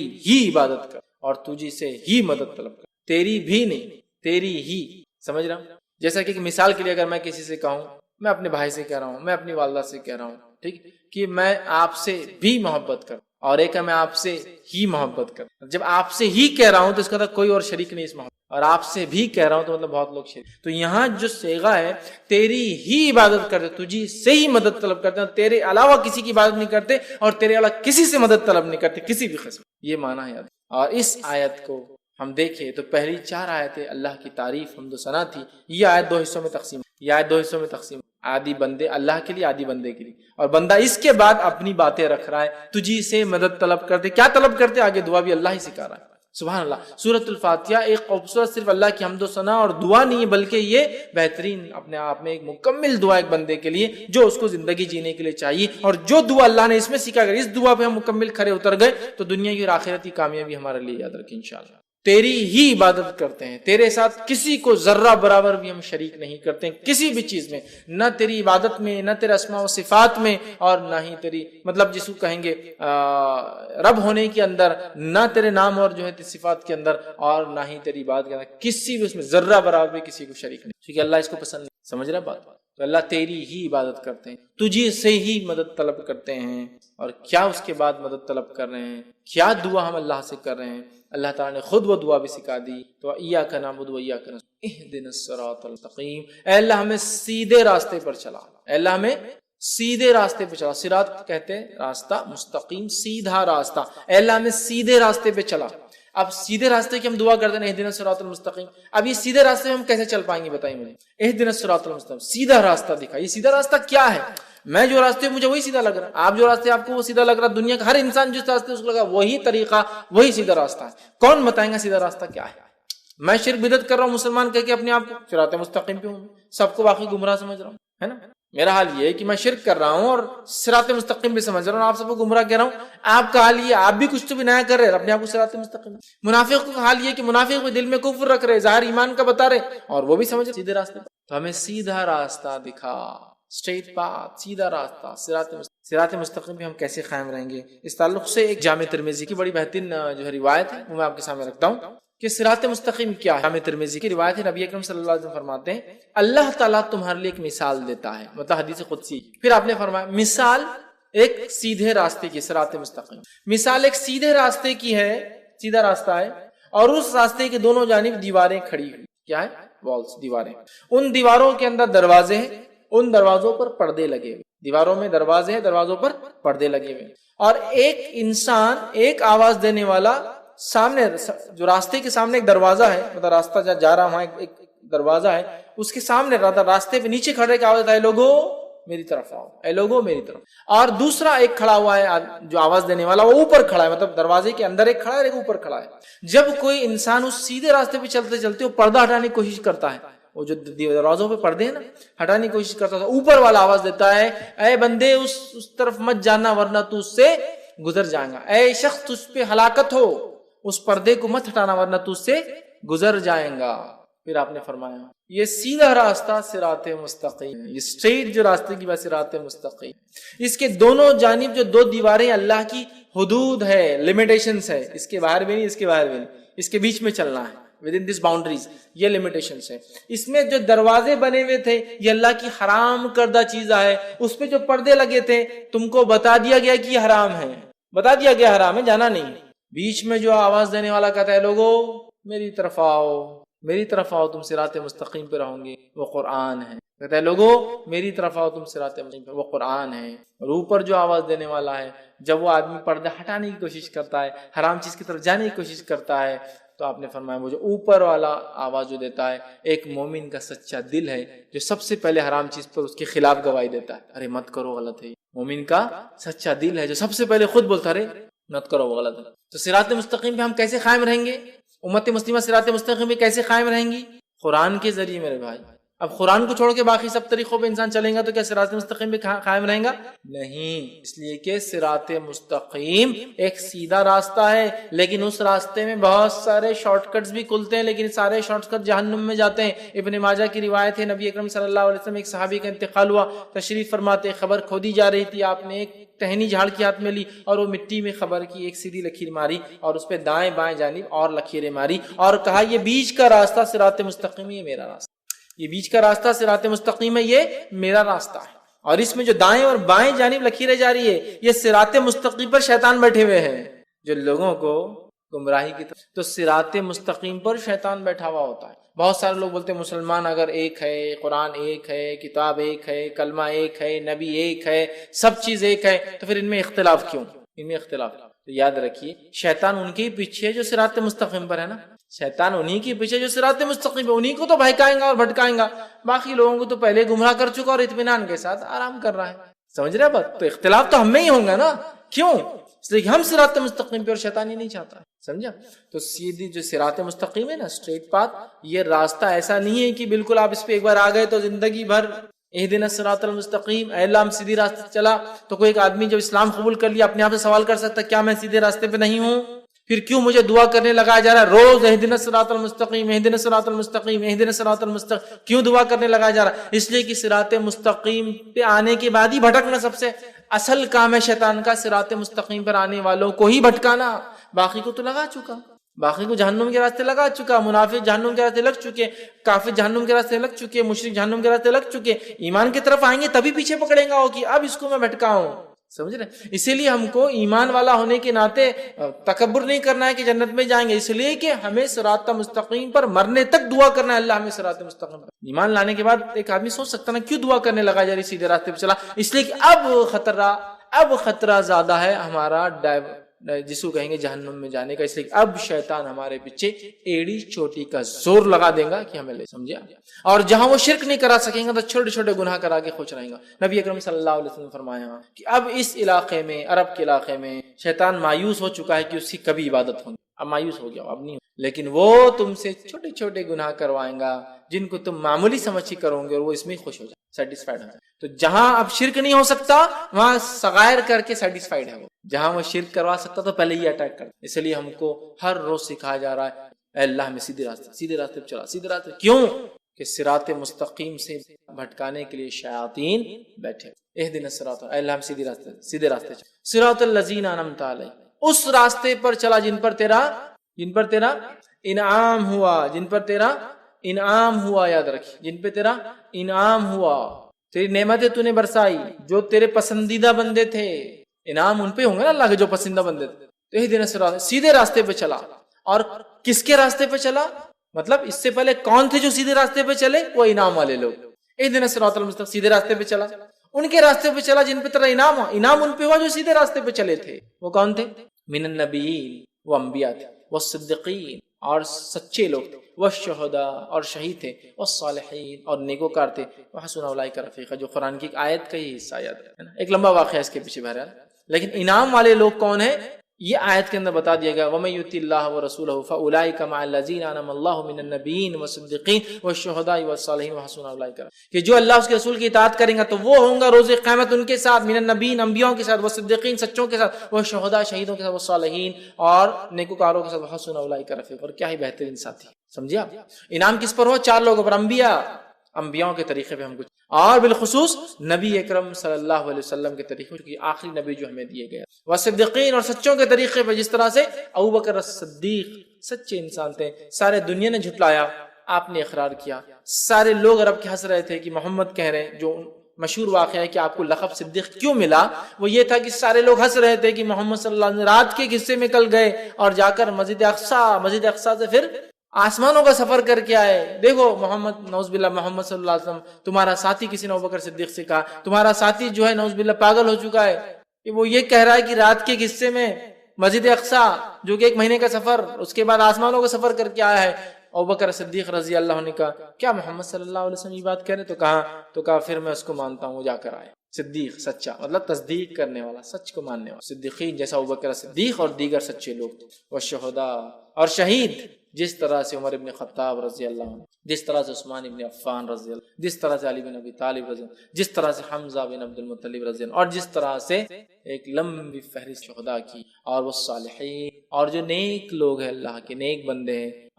یہ وہ 4 لوگ ہیں کیٹیگریز جن پہ اللہ کا انعام ہوا. یہ سب ایمان کے بعد والی چیز ہے. ایمان لائے وہ سارے تقاضوں کو پورا کرنے والے لیکن ایمان کی بلندیوں کو چھونے والے، جس میں انبیاء جن کے درجے تک ساری انسانیت بھی مل جائے تو ایک نبی کے ایمان کے برابر یہ درجے تک نہیں پہنچ سکتی، وہ تھے. اور اس کے بعد ان کے راستے پہ ہمیں چلنا ہے، بالخصوص نبی اکرم صلی اللہ علیہ وسلم کے طریقے پہ. اور پھر وہ صدیقین، وہ سچے لوگ ہیں جو تصدیق کرتے تھے حق کی ہر دور اور زمانے میں. آج بھی اس زمانے سے ہم گزر رہے ہیں جس زمانے میں اسلام کا انکار کرنا، حق کا انکار کرنا معمولی بات سمجھی جا رہی ہے. اس دور میں تصدیق کرنا کہ میں ایمان لاتا ہوں اس چیز پر، من ہوں ان جیسا کہا گیا، یہ ایک سچے انسان کی، مومن کی آج پہچان ہے. وہ شہداء، وقت پڑنے پر اپنا جان مال تو انسان لگاتا ہے، جان بھی اللہ کے راہ میں لگا دے. وہ صالحین، اور نیکیوں پہ اڑا رہے، اس لیے کہ آج نیکی کرنا بہت مشکل. اولئک رفیق، اور اللہ نے کہا کیا ہی بہترین ساتھی ہے. جو اللہ رسول کی اطاعت کریں گا تو ہوں گا 4 لوگوں کے ساتھ، اور یہ بہترین ساتھی ہے. یہ انعام والے لوگ ہیں. تو اللہ چلا ہمیں سیدھے راستے پر. کن کے راستے پر؟ جو اس راستے پہ چل چکے ہیں پہلے. وہ کون ہے؟ وہ 4 لوگ جن پہ تیرا انعام ہوا. وہ 4 لوگ یہ ہے، ٹھیک ہے. صراط الذین انعمت علیہم غیر المغضوب، اور مت چلا ان راستے پر، ان لوگوں کے راستے پر جن پر تیرا غضب ہوا. اس سے مراد یہود، اس سے مراد یہود، اس لیے کہ وہ ایمان والے تھے ہم سے پہلے، لیکن ایمان والے ہونے کے باوجود انہوں نے کفر کو اور شرک کو پسند، انبیاء کی نافرمانی کو پسند، اللہ کے جس کو شعار علامت انبیاء کو قتل کرنا پسند کیا، جو رب چاہتا تھا اس کی خلاف ورزی کرنے کو پسند کیا. ہفتے کو مت شکار کرو، کرنا ہے پسند، سمجھ رہے آپ، نافرمانیوں کو پسند کیا، اطاعت چھوڑ دیا. یہود، ان پر اللہ کا غضب ہوا، اور یہود کی خصوصیت رہی جو ان سے کہا گیا وہ پیچھے رہے اس، اور اللہ رب العزت ان سے وعدہ کر چکا قیامت تک یہودیوں کو اللہ تعالیٰ آزماتا، زبردست عذاب. ہر صدی میں ان پہ عذاب آتا المالک، ہر دور میں ان پر ایک صدی میں عذاب آتا، زبردست اللہ عذاب لاتا، چونکہ ان کی سرکشیاں اتنی زیادہ ہیں. تو کہا غیر المغضوب، چلا انعام والی راہ پر، مت چلا ان لوگوں کے طریقے پر جن پر تیرا غضب ہوا. یہاں مراد یہود ہے. ولا الضالین، اور ان کے طریقے پہ مت چلا جو تیرے راہ سے بھٹک گئے. یہاں مراد نصارہ، اس لیے کہ ایک یہودیوں کو دیے گئے انبیاء انہوں نے قتل کیا انبیاءوں کو بے حرمتی، اور ایک دیے گئے نبی نصارہ کو انہوں نے خدا بنا دیا. مطلب دونوں ہی الگ الگ ڈائریکشن میں بھاگ، ایک حد سے پیچھے رہ گیا تو ایک حد سے آگے بھاگ گیا. جو ان کی رائٹس تھے، جو ان کا حق تھا، وہ چھوڑ کر ایک نے اتنا دیا کہ بولے یہ تو اللہ ہی ہے نبی کو، اور ایک نے کیا کیا، نبیوں کو قتل کیا جا رہا ہے دھڑلے سے. یہ نبی نے برابر فتویٰ نہیں، قتل کر دو، ایک بات اپنے دل سے خلاف کی، قتل کرا دو، مار دو. سمجھ رہا بات؟ تو بہرحال یہود نے انبیاء کو قتل کیا، معمولی سمجھا، اور نصارہ نے جو نبی ان کو دیے گئے عیسیٰ علیہ السلام خدا بنا دیا لے جا کر، گاڈ یا ون ود گاڈ، جو بھی بولیے، خدا یا خدا کے ساتھ ایک بنا دیا. ہم نے دونوں سے پناہ مانگی کہ مغضوب والے راستے بھی نہیں چلنا ہے اور ضالین والے. تو ہم کو ایک طرح سے اللہ رب العزت نے ایک گائیڈ لائنز دے دیا، سب سے منیمم دعا بتا دی کیا ہے کہ ہمیں کیا کرنا ہے، سیدھے راستے پر چلنا ہے، انعام والوں کے طریقے پہ چلنا ہے، اور 2 لوگوں کے طریقے سے بچنا ہے. اگر اتنا ہم سمجھنے، اس لیے میں نے کہا دنیا اور آخرت کی کامیابی اس دعا کے اندر شامل، کہ ہم نے سمجھ لیا کہ ہمیں کیا کرنا ہے، سیدھے راستے پہ چلنا ہے. قرآن جو بتاتا ہے ہمیں ان لوگوں کے راستے پہ چلنا جن پر انعام ہو، انبیاء کے طریقے، بالخصوص محمد صلی اللہ علیہ وسلم کے طریقے پہ، اور اس کا صدیقین، شہداء، صالحین کے طریقے پہ چلنا ہے. یہ کر لیا تو دنیا کی کامیابی، آخرت کی کامیابی ہو گئی. اور 2 لوگوں کے راستے سے بچنا ہے، مطلب انہوں نے جو شر یا سرکشی یا برائی یا جو کام کیا وہ ہم کو نہیں کرنا ہے. بس اگر یہ نہیں کہ تو ہم خود بخود ان کے راستے پہ ہو جاتے ہیں. مطلب ایمان لانے کے بعد صراط مستقیم پہ اگر ہم ہیں اور اس کے بعد انعام والے لوگوں کے طریقے پہ چل رہے ہیں تو 2 چیزوں سے بچنا ہے ہم کو. وہ کیا ہے؟ جس طرح سے یہود نے کام کیا جن پہ اللہ کا غضب ہوا، اور ضالین نے کیا. اگر یہ کر لیتے ہیں انشاءاللہ عزیز تو ہم ان دونوں سے بچ گئے، اور یہ لوگوں کے طریقے پہ چل گئے تو دنیا بھی کامیاب، آخرت بھی. ابھی انعام والوں کی راہ کیا ہے اور کیسی ہے، یہ صراط مستقیم کیا ہے. قرآن اب شروع ہو رہا ہے اس کے بعد، ہے نا، سورہ فاتحہ کے بعد الف لام میم ذالک الکتاب شروع ہو رہا ہے کہ یہ ہے وہ صراط مستقیم جو اس حدیث کے اندر جامع ترمذی کی آگے قرآن جو بلاتا ہے لوگوں میری طرف آؤ. صراط مستقیم، یہ صراط مستقیم پہ قائم رہنے کا ایک ہی ذریعہ قرآن، دوسرا کوئی ذریعہ نہیں، کوئی کتاب نہیں، کوئی چیز. قرآن، اے لوگوں میری طرف آؤ، اے لوگوں میری طرف، اور وہ صراط مستقیم ہے، وہی سیدھا راستہ. تو ہمیں قرآن کو تھامنا ہے. اگر اہدنا الصراط المستقیم ہم دعا کرتے ہیں تو صراط الذین انعمت علیہم، انعام والوں کی راہ. کیا انعام والوں کی راہ؟ کیا کیا انہوں نے؟ قرآن اٹھا لیجیے، سورہ بقرہ چالو ہو گیا، موسیٰ علیہ السلام کا واقعہ چالو ہو گیا. کیا کیا حرکتیں کی موسیٰ علیہ السلام کے ساتھ لوگوں نے. ہمیں وہ حرکتیں اپنے انبیاء، اپنے نبی کے ساتھ، اور خاص طور سے محمد صلی اللہ علیہ وسلم کے ساتھ نہیں کرنا چاہیے، چونکہ ہم آخری امت ہے، لہٰذا دوسرے نبی کا تذکرہ اب ہمارے لیے وہ لائق اتباع نہیں ہے. محمد صلی اللہ علیہ وسلم طریقے پہ چلنا ہے. ہم نے کوئی بھی کام اس کے خلاف نہیں کرنا جس طرح سے وہ لوگوں نے اپنے انبیاء کو تھا. ہمیں وہ کوئی حرکت، وہ کوئی کام، وہ کوئی خصلت، وہ کوئی کیریکٹر اپنے اندر نہیں پیدا کرنا ہے جو یہود کے اندر تھا، جس کے سے اللہ کا غضب ہوا ان پر. کوئی بھی چیز نہیں کرنا جو انہوں نے کیا، کسی بھی شکل میں انہوں نے کیا، ہمیں نہیں کرنا ہے. سمجھ رہے ہیں؟ ہمیں کچھ نہیں کرنا ہے، ورنہ پھر کیا ہوگا، نتیجہ وہی ہوگا. ہمیں جو ہے ہر وہ چیز کی خلاف ورزی کرنا ہے جو انہوں نے کیا، اس لیے کہ انہوں نے اپنی کتاب کی ہر وہ چیز کی خلاف ورزی کی جو ان کو کرنے کو کہا گیا تھا. معلوم ہے انہیں کہا جا رہا ہفتے ایک دن مت کرو شکار، تو کر رہے ہیں. ہمیں ان کی مخالفت کر. نبی اکرم صلی اللہ علیہ وسلم ساری زندگی یہودیوں کی مخالفت تھی، حتیٰ کہ جب آپ مدینہ پہنچے، مدینہ پہنچنے کے بعد پوچھا کہ یہودی روزہ رکھتے ہیں 10 محرم کو، کیوں؟ تو کہا آج عید کا دن ہے، موسیٰ علیہ السلام کو اللہ نے آزادی دی تھی، فرعون کو غرق کیا تھا، بنی اسرائیل کے لیے خوشی کا دن، انڈیپینڈنس ڈے تھا، خوشی کا دن. تو نبی اکرم صلی اللہ علیہ وسلم نے کہا موسیٰ علیہ السلام پر ہمارا حق زیادہ ہے ان لوگوں سے، ہم بھی روزہ رکھیں. آپ نے اعلان کیا، یہود خوش ہو گئے کہ محمد صلی اللہ علیہ وسلم بھی روزہ رکھ رہے. مطلب مشرکین مکہ پر اور دیگر لوگوں پر، عربوں پر ایک دھاک جمیں گی کہ محمد وہ کر رہے ہیں جو ہم لوگ کرتے ہیں پہلے سے. نبی اکرم صلی اللہ علیہ وسلم نے اعلان کیا اگر اگلے سال زندہ رہا تو میں ایک نہیں 2 روزے رکھوں گا. یہود نے کہا یہ آدمی کوئی ایک چیز تو جس میں ہماری مخالفت چھوڑے، کوئی ایک چیز تو. اب روزہ تھا اس میں بھی انہوں نے 2 رکھا. نبی اکرم صلی اللہ علیہ وسلم نے کوئی چیز میں ان کی جو ہے پیروی نہیں کی، ہر چیز میں مخالفت. آپ نے کہا یہود و نصارہ اپنے بالوں کو نہیں رکھتے ہیں، مطلب داڑھیوں کو، سر کے بال جب سفید ہوتے ہیں تو وہ مہندی نہیں لگاتے ہیں، تو مخالفت کرو ان کی، تم مہندی لگاؤ. مطلب دیکھنے دکھانے میں بھی ان کی شواہد اختیار نہیں کریں گے، وہاں بھی مخالفت. سمجھ رہے ہیں؟ اتنی مخالفت سکھائی. نبی اکرم صلی اللہ علیہ وسلم نے ایک بار صحابہ سے تم مجھے عیسیٰ علیہ السلام کی طرح جو ہے مت چڑھا دینا، غلو مت کرنا میری ذات میں اللہ کا بندہ اور اس کا نبی، بس یہ میری حیثیت ہے، میں اللہ کا بندہ اور نبی ہوں. عیسیٰ علیہ السلام کے جیسا مجھے اوپر مت چڑھا دینا، اتنا اوپر مت لے جانا، مطلب ایسا کچھ مت کرنا میرے ساتھ جو انہوں نے کیا، کہ اتنا عزت، اتنا احترام، اتنا غلو کیا کہ جو ہے حد سے آگے لے کے چلے گئے عیسیٰ علیہ السلام. تو ہم دعا کریں اللہ ان 2 کے طریقے میں، اور اللہ تو ہم دعا کریں اللہ میں سیدھی راستہ. صراط الذین انعمت علیہم، انعام والے. صراط مستقیم کیا؟ آپ قرآن پڑھنا ہے تو بتائیں گا قرآن کیا ہے. صراط اس کو نہیں پڑھتے لوگ بول رہے صراط مستقیم. دوسرا انعام والوں کا طریقہ اور راستہ کیا ہے، یہ قرآن پڑھنا پڑے گا، وہ بتائیں گا انعام والوں کے واقعات، قصے. قرآن کیا ہے؟ انبیاء کے واقعات، نیک لوگوں کے واقعات، ایمان لانے والوں سے اللہ نے کیا سلوک کیا اور کیا بدلہ دیا، اور کافروں سے اللہ نے کیا، یہی تو سارا بھرا پڑا ہے واقعات، ہے نا. تو یہ جاننا انعام والوں کی راہ کیا ہے. مغضوب غضب والے کون تھے، کیا حرکتیں کی، قرآن پڑھنا ہے تو پتہ چلے گا یہود نے کیا کیا. ضالین کیا کیا جو گمراہ ہوئے، پڑھنا پڑے گا قرآن، پتہ چل جائے گا انشاءاللہ، تو ہم بچ سکیں گے. تو یہ کام کر لیا تو دنیا کی کامیابی بھی انشاءاللہ ہماری ہے، اور آخرت میں بھی ہم انشاءاللہ ضرور کامیاب ہوں گے. تو یہ بہت مختصر سا ترجمہ میں نے سورۃ الفاتحہ کا آپ کے سامنے رکھا. بسم اللہ الرحمن الرحیم. ایک بار پھر دہرا دیتا ہوں، بسم اللہ الرحمن الرحیم جو ہے اللہ کے نام سے جو بڑا مہربان نہایت رحم والا. الحمدللہ رب العالمین، تمام تعریف اس اللہ کے لیے سارے عالم کا رب ہے. الرحمن الرحیم، بڑا مہربان نہایت رحم والا. مالک یوم الدین، روز جزا کا مالک، روز جزا کا جو ہے اللہ تعالیٰ مالک، قیامت کے دن کا اللہ تعالیٰ مالک ہے. مالک یوم الدین، ایاک نعبد و ایاک نستعین، اے اللہ ہم تیری ہی عبادت کرتے ہیں، تجھی سے مدد طلب کرتے ہیں، ہر قسم کی عبادت صرف تیرے لیے کرتے ہیں، اور ہر چھوٹی چھوٹی چیز سے مانگتے ہیں. اہدنا الصراط المستقیم، چلا ہم کو سیدھے راستے پر، چلا ہم کو حق کے راستے پر. اہدنا الصراط المستقیم صراط الذین انعمت علیہم، ان لوگوں کے طریقے پر جن پر تیرا انعام، فضل اور کرم ہوا. غیر المغضوب علیہم، ان لوگوں کے طریقے میں مت چلانا جن پر تیرا غضب ہوا. ولا الضالین، اور جو تیری راہ سے بھٹک گئے. اور اس کے بعد ہم دیکھتے آمین، جو صحابہ وغیرہ کہا کرتے تھے. آمین کا مطلب ہوتا ہے اے اللہ اس چیز کو قبول کر، مانگ رہے. آمین کا معنی ہوتا ہے اللہ اس کو ایکسپٹ کر، قبول کر ہم آمین. تو بہرحال یہ چند باتیں تھی، یہ جو پیغام تھا سورۃ الفاتحہ، اور یہ مختصر تھا اس کی فضائل اور ترجمہ تھا، تاکہ جس سورت کو ہم ہر نماز میں پڑھتے ہیں، اس کے بغیر کوئی نماز نہیں. حدیث میں اللہ صلاۃ لمن لم یقرأ بفاتحۃ الکتاب، بخاری کی روایت، اس کی نماز نہیں سورہ فاتحہ نہ پڑھی.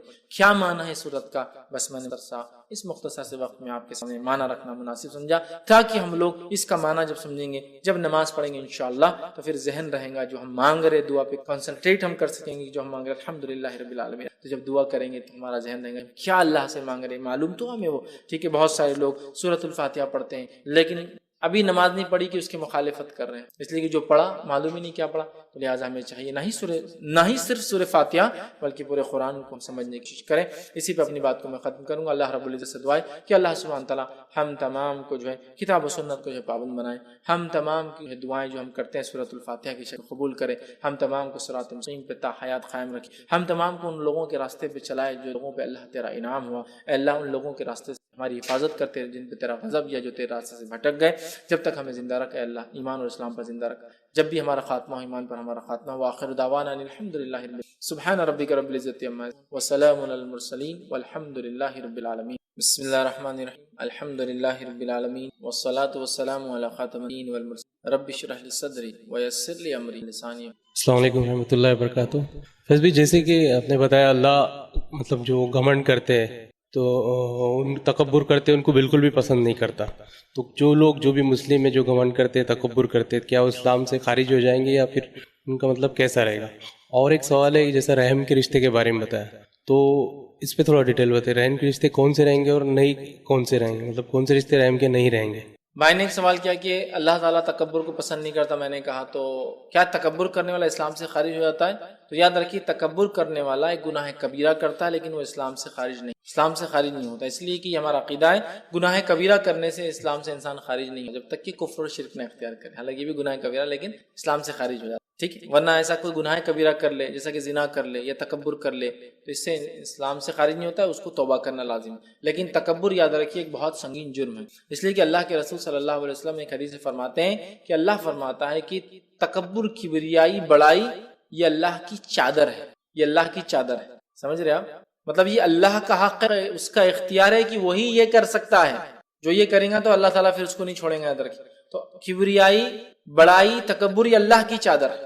اللہ کی چادر ہے. مطلب اگر کوئی تکبر کبریائی کر رہا تو اللہ کی چادر پہ ہاتھ ڈال رہا ہے، اس کا مطلب تو نہیں کر سکتا. اور متکبرین کے تعلق سے ہم جانتے ہیں حدیث میں آتا ہے ہم سے پچھلے لوگوں میں ایک شخص تھا جس نے اپنے بال جمائے بڑے اچھے خوبصورت، اس کو اللہ نے خوبصورت بال دیے جمائے اور بڑا اچھا لباس پہنا اور اترا کے 2 چادریں باندھ کے اچھے بال اترا کے چلنے لگا، اکڑ کے اترانے والی چال میں تکبر کر رہا ہے. تو اللہ تعالیٰ نے اس کو زمین میں دھسا دیا. اور انسان 2 ہی چیزوں پہ تکبر کرتا ہے، جو پہنا ہے اور دکھتا کیسا ہے نا. تو بال اس نے جمائے تھے، اس کو اس پہ تکبر تھا. کپڑے اس نے 2 چادریں پہنی تھی، بڑا اس کو تکبر تھا. اور اکڑ کے چل رہا تھا، اللہ نے زمین میں دھسا دیا. اور ایک روایت میں قیامت تک وہ زمین میں دھستا رہے گا. اللہ بھی دھس رہا ہے کہیں تکبر کی وجہ. اسی طرح حدیث میں آتا ہے کہ متکبرین کو اللہ کے رسول صلی اللہ علیہ وسلم فرماتے ہیں کہ روز قیامت چمٹیاں بنا دی جائیں گے. تکبر کرے تھے نا بڑا اپنے آپ کو سمجھ تھے، چونٹیاں بنائیں گے اور پھر ان کو جہنم کا عذاب دیا جائے گا چھوٹا چھوٹا بنا کے، ذلیل کرنے کے لیے ان کو چھوٹا بنا دیا. سمجھے؟ تو تکبر گناہ کبیرہ ہے، اس سے بچنا چاہیے. لیکن اس کے کرنے سے انشاءاللہ انسان اسلام سے باہر نہیں ہوتا. وہ اپنے رب سے اللہ سے سچی توبہ کر لے انشاءاللہ سمجھتا نہیں. لیکن آج کے دور میں تکبر سے بچنا بہت زیادہ لازمی، اس لیے کہ ہم بہت چھوٹی چھوٹی چیزوں پر آج تکبر کرتے ہیں. اللہ ہم پر رحم کرے. بہت چھوٹی چھوٹی چیزوں، اچھا چشمہ پہن لیا اس پہ تکبر ہے مجھے، اچھی اس پہ تکبر ہے مجھے، اچھا لباس پہن لیا تکبر ہے. شکر ادا کیجیے، اچھی سے اچھی چیز پہنی ہے، تکبر یہ نہیں ہے. شکر ادا کیجیے، اللہ تمام تعریفیں بہت نعمتیں شکر کیجیے. لیکن ہر چیز پر ہم تکبر کرتے ہیں، بلکہ بہت ساری چیزوں کی خریدنے کی وجہ تکبر ہے کہ سماج میں لوگ کیا بولیں گے، میں بھی تو ان کے برابر ہوں اسٹیٹس میں، تو لہٰذا اپنی بڑائی بتانے کے لیے وہ چیز خرید رہا ہوں. تو ہمیں چاہیے اسے ہم بچیں. یہ بہت سی جرم ہے اور تکبر بہت بڑی بڑی برائیوں تک لے جاتا ہے. اس لیے کہ شیطان کا پہلا گناہ جو نافرمانی اس نے کی وہ تکبر کی. اس نے شرک کفر نہیں کیا تھا، تکبر. میں اچھا ہوں آدم سے، میں اچھا حق کو نہیں مانا، اللہ نے کہہ دیا سجدہ کرو کر لیتا. تکبر بڑی خطرناک چیز ہے، یاد رکھیے. تو تکبر کبر کا جس میں مرض بیماری آ جاتی ہے نا، اس کے زوال کا وقت شروع ہو جاتا ہے. لہذا کسی میں ہو فوراً اللہ سے توبہ کریں، لیکن یہ کرنے سے اسلام سے خارج نہیں ہو. بھائی کا دوسرا سوال تھا کہ جو میں نے کہا رحم کے جو رشتے ہوتے ہیں یہ کون سے ہوتے ہیں، اس سے وضاحت کروں. دیکھیے رحم کے جو رشتے ہوتے ہیں یہ وہ رشتے ہیں جو پیدائش کی بنیاد پر آپ قائم کرتے ہیں یا آپ سے قائم ہوتے ہیں. جیسا کہ آپ پیدا ہوئے، ٹھیک ہے، تو پیدا ہونے کی وجہ سے جس سے پیدا ہوئے وہ عورت آپ کی ماں ہوگی، وہ آدمی آپ کا والد ہوگا. پھر اس کے رشتے دار، اس کے بھائی، اس کے والد، آپ کے دادا، آپ کے چاچا، پھر ان کے بھائی، ان کے والدین، آپ کے نانا نانی اور ماما، ٹھیک ہے. یہ پھر ان کی بہنیں آپ کی پھوپھی، پھر ان کی بہنیں آپ کی خالہ. سمجھ یہ ہو گئے رحم کے رشتے، ہم پیدائش سے لاتے ہیں. ویسے رشتوں کی جو ہے 3 قسمیں ہوتی ہیں عام زبان. ایک تو حقیقی وہ رشتے جو ہم پیدائش سے لے کر آتے ہیں ہے نا، ماں باپ، دادا دادی، نانا نانی، خالہ پھوپھی، ماموں، ہے نا، تایا اور چاچا. یہ رشتے پیدائش سے ہم لاتے ہیں، اور بھی ان سے ریلیٹڈ جتنے بھی ہوں گے یہ پیدائش سے لاتے ہیں. رشتے کی دوسری قسم وہ ہے جو ہم نسبت سے پیدا کر لیتے ہیں. نسبت سمجھ، شادی کی وجہ سے نسبت قائم ہوگی ایک لڑکی سے، تو وہ لڑکی کا والد ان لاز بن جاتے، آپ کا خسر، آپ کی جو ہے ساس، ہے نا، سمجھ رہا. ان لاز مطلب وہ اس کے والد ہے لیکن آپ کے اس کا بھائی آپ کا بردر ان لا ہے نا. مطلب ایک نسبت کی وجہ سے وہ رشتہ دار بن جاتے ہیں. دوسرے رشتے قسم. تیسرے وہ رشتے ہوتے جو ہم بناتے ہیں، جس میں سب سے اول جو ہوتا ہے وہ دوستی کا رشتہ ہوتا ہے، دوست بناتے ہیں. لیکن یاد رکھیے رشتے بنانے میں ہرگز رشتے کا بھائی، رشتے کی پھوپھی، رشتے کی خالہ، رشتے کا دادا، رشتے کا باپ، رشتے کی ماں، رشتے کی بہن نہیں ہوتا ہے. اسلام میں یہ سگے ہی ہوتے ہیں. رشتے بنانے سے مراد ٹرمز کے بنیاد پر دوستی، فرینڈشپ جس کو بولتے ہیں، پڑوسیوں سے جو بناتے ہیں تعلقات، دوستوں، یہ میں بولنا چاہ رہا ہوں. لیکن اسلام میں منہ بولے رشتوں کی کوئی اہمیت. جو آپ نے سوال کیا تھا صلہ رحمی، رشتوں کی تو رشتے کون سے ہیں؟ تو صلہ رحمی جو رشتے رحم سے بنتے ہیں وہ یہ رشتے ہیں، ٹھیک ہے. تو یہ سارے رشتے، اور دوسرا رشتے جو نسبتی بنتے ہیں وہ بھی رحم کی بنیاد پہ ہی بنتے ہیں. ہے نا, نسبت جب قائم ہوئی ہے نا, پھر وہ رحم سے تعلق ہوا, پھر اس سے اولاد پیدا ہو رہی, پھر نئے رشتے. تو بہرحال رشتوں کی اقسام ہیں, اس میں محرم بھی ہو سکتے ہیں, غیر محرم بھی ہو سکتے ہیں. جیسے چاچی مامی میرے لیے غیر محرم ہے لیکن میرے رشتہ دار ہے. وارث بھی ہو سکتے, غیر وارث بھی ہو سکتے, کچھ رشتہ دار وارث بنتے کچھ نہیں بنتے, لیکن یہ پھر بھی رشتہ رحم ہے. تو لہٰذا رشتوں سے مراد وہ جو پیدائش کی بنیاد پہ آپ رشتے لاتے ہیں, جس میں سب سے اول ماں, پھر اس کے بعد والد, اس کے بعد بہن, اس کے بعد بھائی, پھر اس کے بعد اور اس کے بعد ادھر چاچا دادا چاچا, ادھر نانا, وہ ادھر خالہ, ماں کا مقام خالہ, پھر ادھر پھوپھی. تو بہرحال یہ رشتے جس کا پھر اس کے بعد درجہ, اس کے بعد درجہ, اور ان سے حسن سلوک کرنا. حسن سلوک میں تمام چیزیں شامل ہے. غریب ہو تو مالی مدد کرنا, ضرورت ہے تو اپنے وسیلوں سے ان کے کام, مالدار تو بہت ہے, وسیل اپنی پہچان سے ان کا کام نکلوا دینا, ان کو خوش مزاجی سے دیکھنا, مسکرا کر دیکھنا, ان کے لیے فزیکل کو ورک کی ضرورت ہو تو ہاتھ بٹانا, ان کے لیے جو کچھ خیر خواہی کا ہو سکتا ہے, اچھی سوچ رکھنا, اچھی بات کرنا, اچھا کلام کرنا, جو کچھ حسن سلوک میں آتا ہے وہ سب کے مستحق یاد رکھیں. ہمیں چاہیے کہ ہم رشتوں کو بلا وجہ نہ توڑیں, توڑتے بھی ہے تو صرف دینی بنیاد پہ توڑیں, اور اگر ایسا کوئی مسئلہ جس پر سامنے والا رشتہ توڑتا تھا وہ توڑیں. آپ اپنی طرف سے کبھی اس لیے کہ رحم فریاد کیا اللہ سے, رحم, اے اللہ میرا معاملہ. تو اللہ نے کہا جو تجھ سے رشتے قائم رکھیں گا میں اس سے اپنا تعلق رکھوں گا, جو تیرا رشتہ کاٹ دے گا میں بھی اپنا تعلق کر لوں گا. تو بڑی اہم بات ہے. تو لہٰذا ہم کو جوڑنے والا بننا چاہیے, توڑنے والا نہیں. کوئی اگر ہم سے ناراض ہو کے توڑ لے تو پھر بھی جوڑنے کی کوشش کریں, پھر بھی وہ نہ مانے, آپ قائم رکھیے, کہیے میں نے تو نہیں توڑا, آپ آنا چاہے آئیے مت, لیکن میں رشتہ اپنا قائم ہے. تو یہ بڑی اہم چیز کو باقی رکھنا. آج کے زمانے میں ہم لوگ توڑنا بڑا آسان سمجھتے ہیں, جوڑنے کو سمجھتے سی کیا ضرورت ہے, جبکہ جوڑیے جتنی کوشش. السلام علیکم.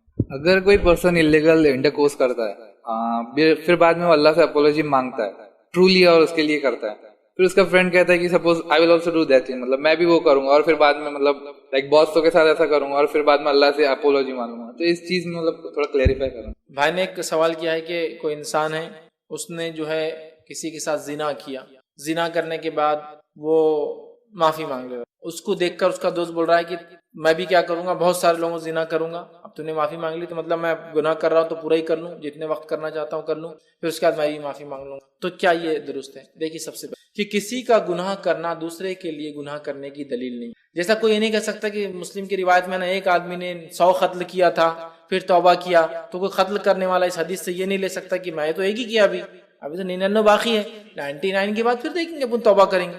اس کو سمجھ 100 کے بعد آئی تھی اور وہ حقیقت میں نادم ہوا تھا, اس سے پہلے اس کو نہیں پتا تھا کہ یہ غلط ہے, اور اس کو یہ بھی نہیں پتا تھا کہ توبہ قبول ہوں گی نہیں ہوں گی. اس نے 99 قتل کے بعد ایک آدمی سے پوچھا کیا میری توبہ ہے, وہ آدمی کو علم تھا, اس نے کہا تیری توبہ کا ہے, 99 مرڈر کر دیا. وہ ایک سیریل کلر تھا, مطلب مارنے کی اس کی عادت تھی, اس نے 100 کا چونکہ اس کا ٹارگٹ تھا پورا کر لیا, اس کو مار دیا, کافر 100 پورے کر لیتا ہوں, لیکن پھر نادم, لیکن اس کو بتانے والا نہیں تھا. پھر ایک شخص ملا جس کو حقیقی علم تھا, ریئل نالج تھا, اس نے کہا تیرے توبہ اور تیرے رب کے بیچ میں کون آ سکتا ہے, کر ابھی بھی معافی 100 کے بعد بھی. تب اسے ریئل نالج ملا.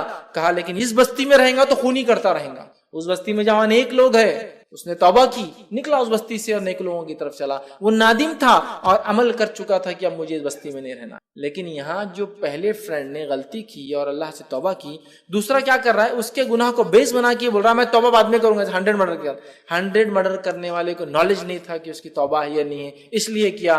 اس شخص کو تو پتا ہے نا توبہ کا کانسیپٹ ہے, تو توبہ کے کانسیپٹ کا مس یوز اور ابیوز کر رہا ہے. یاد رکھیے جو لوگ گناہ کو اس بنیاد پہ کرتے ہیں کہ توبہ ہے نا اپنے پاس کر لیں گے, اللہ تعالیٰ دیکھا گیا ایسے لوگوں کو توبہ کا موقع نہیں دیتا. اور زنا جیسا عمل کے تعلق سے حدیث میں آتا ہے جب انسان زنا کرتا ہے تو ایمان اس کے اوپر چلا جاتا, باہر نکل جاتا, جب فارغ ہوتا ہے تو اس کے اندر. اب انسان اگر زنا کی حالت میں مر جائے تو ایمان اس سے باہر تھا. یہ سب غائب کی بات ہے, کیسا آتا ہے یہ حدیث میں, لیکن اوپر چلا جاتا ہے, اس لیے میں اشارہ کر رہا تھا, لیکن غائب کی بات چلا جاتا ہے. تو یہاں جو وہ سیکنڈ جو آدمی کر رہا ہے وہ ایک جس کو کہیں گے ویل پلانڈ ایک عمل کر رہا ہے نا, ایک چیز کو وہ خود ڈیزائن کر رہا ہے کہ میں پہلے اتنے گناہ کروں گا اور پھر حج کر لوں گا, اتنے گناہ کروں گا پھر توبہ کروں گا.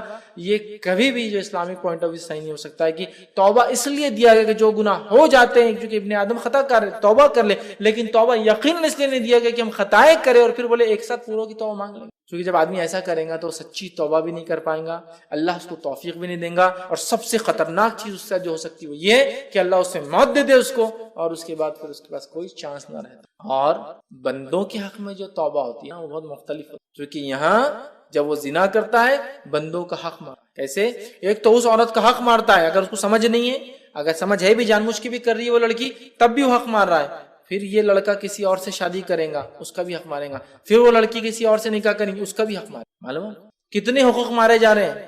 ٹھیک ہے, پھر اس کے اندر اگر انسانی نسل یا اس عمل سے اگر حمل قائم ہو گیا, اگر اس کو ساکت کیا جاتا ہے, ابورٹ کیا جاتا ہے, اس کا گناہ اس پہ سر پہ. ساکت نہیں کر کے کسی اور کی طرف نسبت کیا جاتا ہے, اس کا گناہ بھی اس کے سر پہ. زبردست نکالا جاتا ہے اس کا سنگین جرم جان لینے کا, اور کسی کی اولاد دوسرے کے نام پہ کرنا. میں شادی کر لی جلدی سے, اولاد اس کے نام پہ کر دیے, بہت سنگین جرم میں جا رہا ہے. تو وہ جو کھیل کھیل رہا ہے نا, بہت خطرناک. ایک شخص نے یہ گناہ کیا, وہ توبہ کر رہا ہے. میں نے بہت سارے لوگوں کو دیکھا ہے, اگر کوئی آدمی بول رہا یار شراب مت پیو غلط ہے, اور وہ آدمی جو بول رہا ہے وہ کبھی شراب پیا تھا یا اس کو عادت تھی, لیکن وہ تائب ہے, توبہ کر چکا. ارے میاں تم نے پوری زندگی مزے لے لیے, اب ہم کو بول رہے, اب ہم کو بھی 20 سال تک 40 سال تک پینے دو, پھر دیکھیں گے توبہ کریں گے. تمہارا اچھا ہے, 40 سال تک عائش کر لی تم نے, اور اب توبہ کر کے ہم کو بول رہے. لیکن یہ انسان ہو سکتا ہے لا علمی میں یہ گناہ کیا ہو, لہٰذا وہ توبہ کر چکا آپ کے رب کا, تو آپ کو وہ گناہ اس کا یاد دلانے کی ضرورت بھی نہیں تھی وہاں. ٹھیک ہے, اور اس کی یہ گناہ کرنے سے آپ نے کیوں دلیل پکڑی کہ یہ گناہ میں کر سکتا ہوں؟ کسی کا زنا میرے لیے دلیل ہے میں بھی زنا کر کے توبہ کروں. یا تم تو کر لیا, توبہ کر لی, میرے کو کرنے دو, اور میں تمہارے ساتھ جلدی توبہ نہیں کروں گا, 20 25 50 کے ساتھ یہ گناہ کرنے کے بعد کروں گا. اللہ رحم کرے, وہ بہت خطرناک کھیل کھیل. اس کھیل کے اندر کئی امکانات کے اندر پہلا امکانات یہ کہ اللہ اس کو ایسے مرض میں مبتلا کر دے جو مرض دنیا میں وہ علامت بن جائے لوگوں کے لیے عبرت کی کہ یار ایسے گندی گندی بیماریاں ہوتی ہے, عمل کر. اللہ تو مرض بیمار ہو جائے. دوسرا, اللہ اس کو ایسی حالت میں نہ چھوڑے کہ پھر وہ شادی کرنا چاہے تو حلال کام کر پائے. دوسرا ہی. تیسرا, اگر وہ اولاد شادی سے پہلے وجود میں آئی کسی کے ساتھ تو اس کا ابورٹ کرا جائے گا, قتل کا ذمہ دار. چوتھا یہ کہ اگر کسی میں وہ ٹھہر گئی اور اس نے کسی کے نام پہ کر دیا تو نسلوں کو برباد کرنے والا انسان ہے نا, سمجھ رہے آپ, اس نسل کے اندر سمجھ رہے, اور وہ ناحق حقدار بن رہا کسی کا, اور جبکہ اولاد کسی اور کی, اس کا حقدار بھی نہیں ہے کہ وہ وراثت میں حصے دار بنے. ناحق کسی کی وراثت کسی کے نام پہ ہونے کی وجہ, کسی سے اولاد ہو گئی وہ کسی اور کی ہے تو وارث نہیں ہے وہ اس کا. زنا کے معاملے میں وہ بچہ صرف اس عورت کا وارث بنے گا, باپ کا نہیں بنے گا, تو وہ کسی کی وراثت کھانے والا. ٹھیک ہے, اور اس کے بعد دنیا کے اندر فساد اور فتنہ مچنے والا. چونکہ یہ عمل بچتا نہیں, آپ کو معلوم ہے یہ عمل سے انسان بچتا. دنیا کے ایسے کچھ علاقے ہیں جہاں زنا عام ہے, پروسٹیوشن عام ہے. میں نام نہیں لوں گا جو ایک وغیرہ ہوتی ہے آج کل, تو بڑے مسائل ہوتے ہیں نام سے. پروسٹیوشن عام ہے, وہ ایک گڑھ ہے, پروسٹیوشن کا گڑھ ہے, دنیا بھر کے لوگ آتے ہیں. ایک ایریا ہے ایک گورنمنٹ نے اسائن کر دیا 10 کلومیٹر بائی 10 کلومیٹر کا ایریا ہے, یہاں پروسٹیوشن عام ہے, نیوڈیٹی عام ہے, گندگی عام ہے, برائی عام ہے, سب کچھ عام ہے. ٹھیک ہے, مطلب لوگوں کو ساری چیزوں کی اجازت دے دی کہ بھائی جو کرنا ہے کر لو دنیا میں. لیکن آپ کو پتا ہے دنیا کے سب سے زیادہ کرائم وہ 10 بائی 10 کے ایریا میں ہوتا ہے. کتنا امیزنگ سچویشن ہے, ہو رہا ہے زنا کی اجازت ہے, لیکن کرائم بھی سب سے زیادہ اس ایریا میں. کوشچن یہ ہے کہ زنا سے کرائم کا کیا تعلق ہے, تو یہاں ایکسپیریمنٹ یہ بتا رہا ہے, پریکٹیکلی بتا رہا ہے, جہاں زنا ہوتا ہے وہاں کرائم عام ہو جاتے ہیں. معلوم آپ کو, مختلف قسم کے جرائم عام ہو جاتے ہیں, جس میں سب سے پہلے مرڈر عام ہو جاتا ہے. جہاں بھی زنا ہوتا ہے, زنا ہو رہا ہے نا, سب زنا کر رہے ہیں, پھر کیوں جرم وہاں سب سے زیادہ, اس لیے کہ زنا جرم پہ لوگوں کا عمل ہے. بہت برائیاں بھائی, انیمیجنیبل گناہ اور سنس ہیں.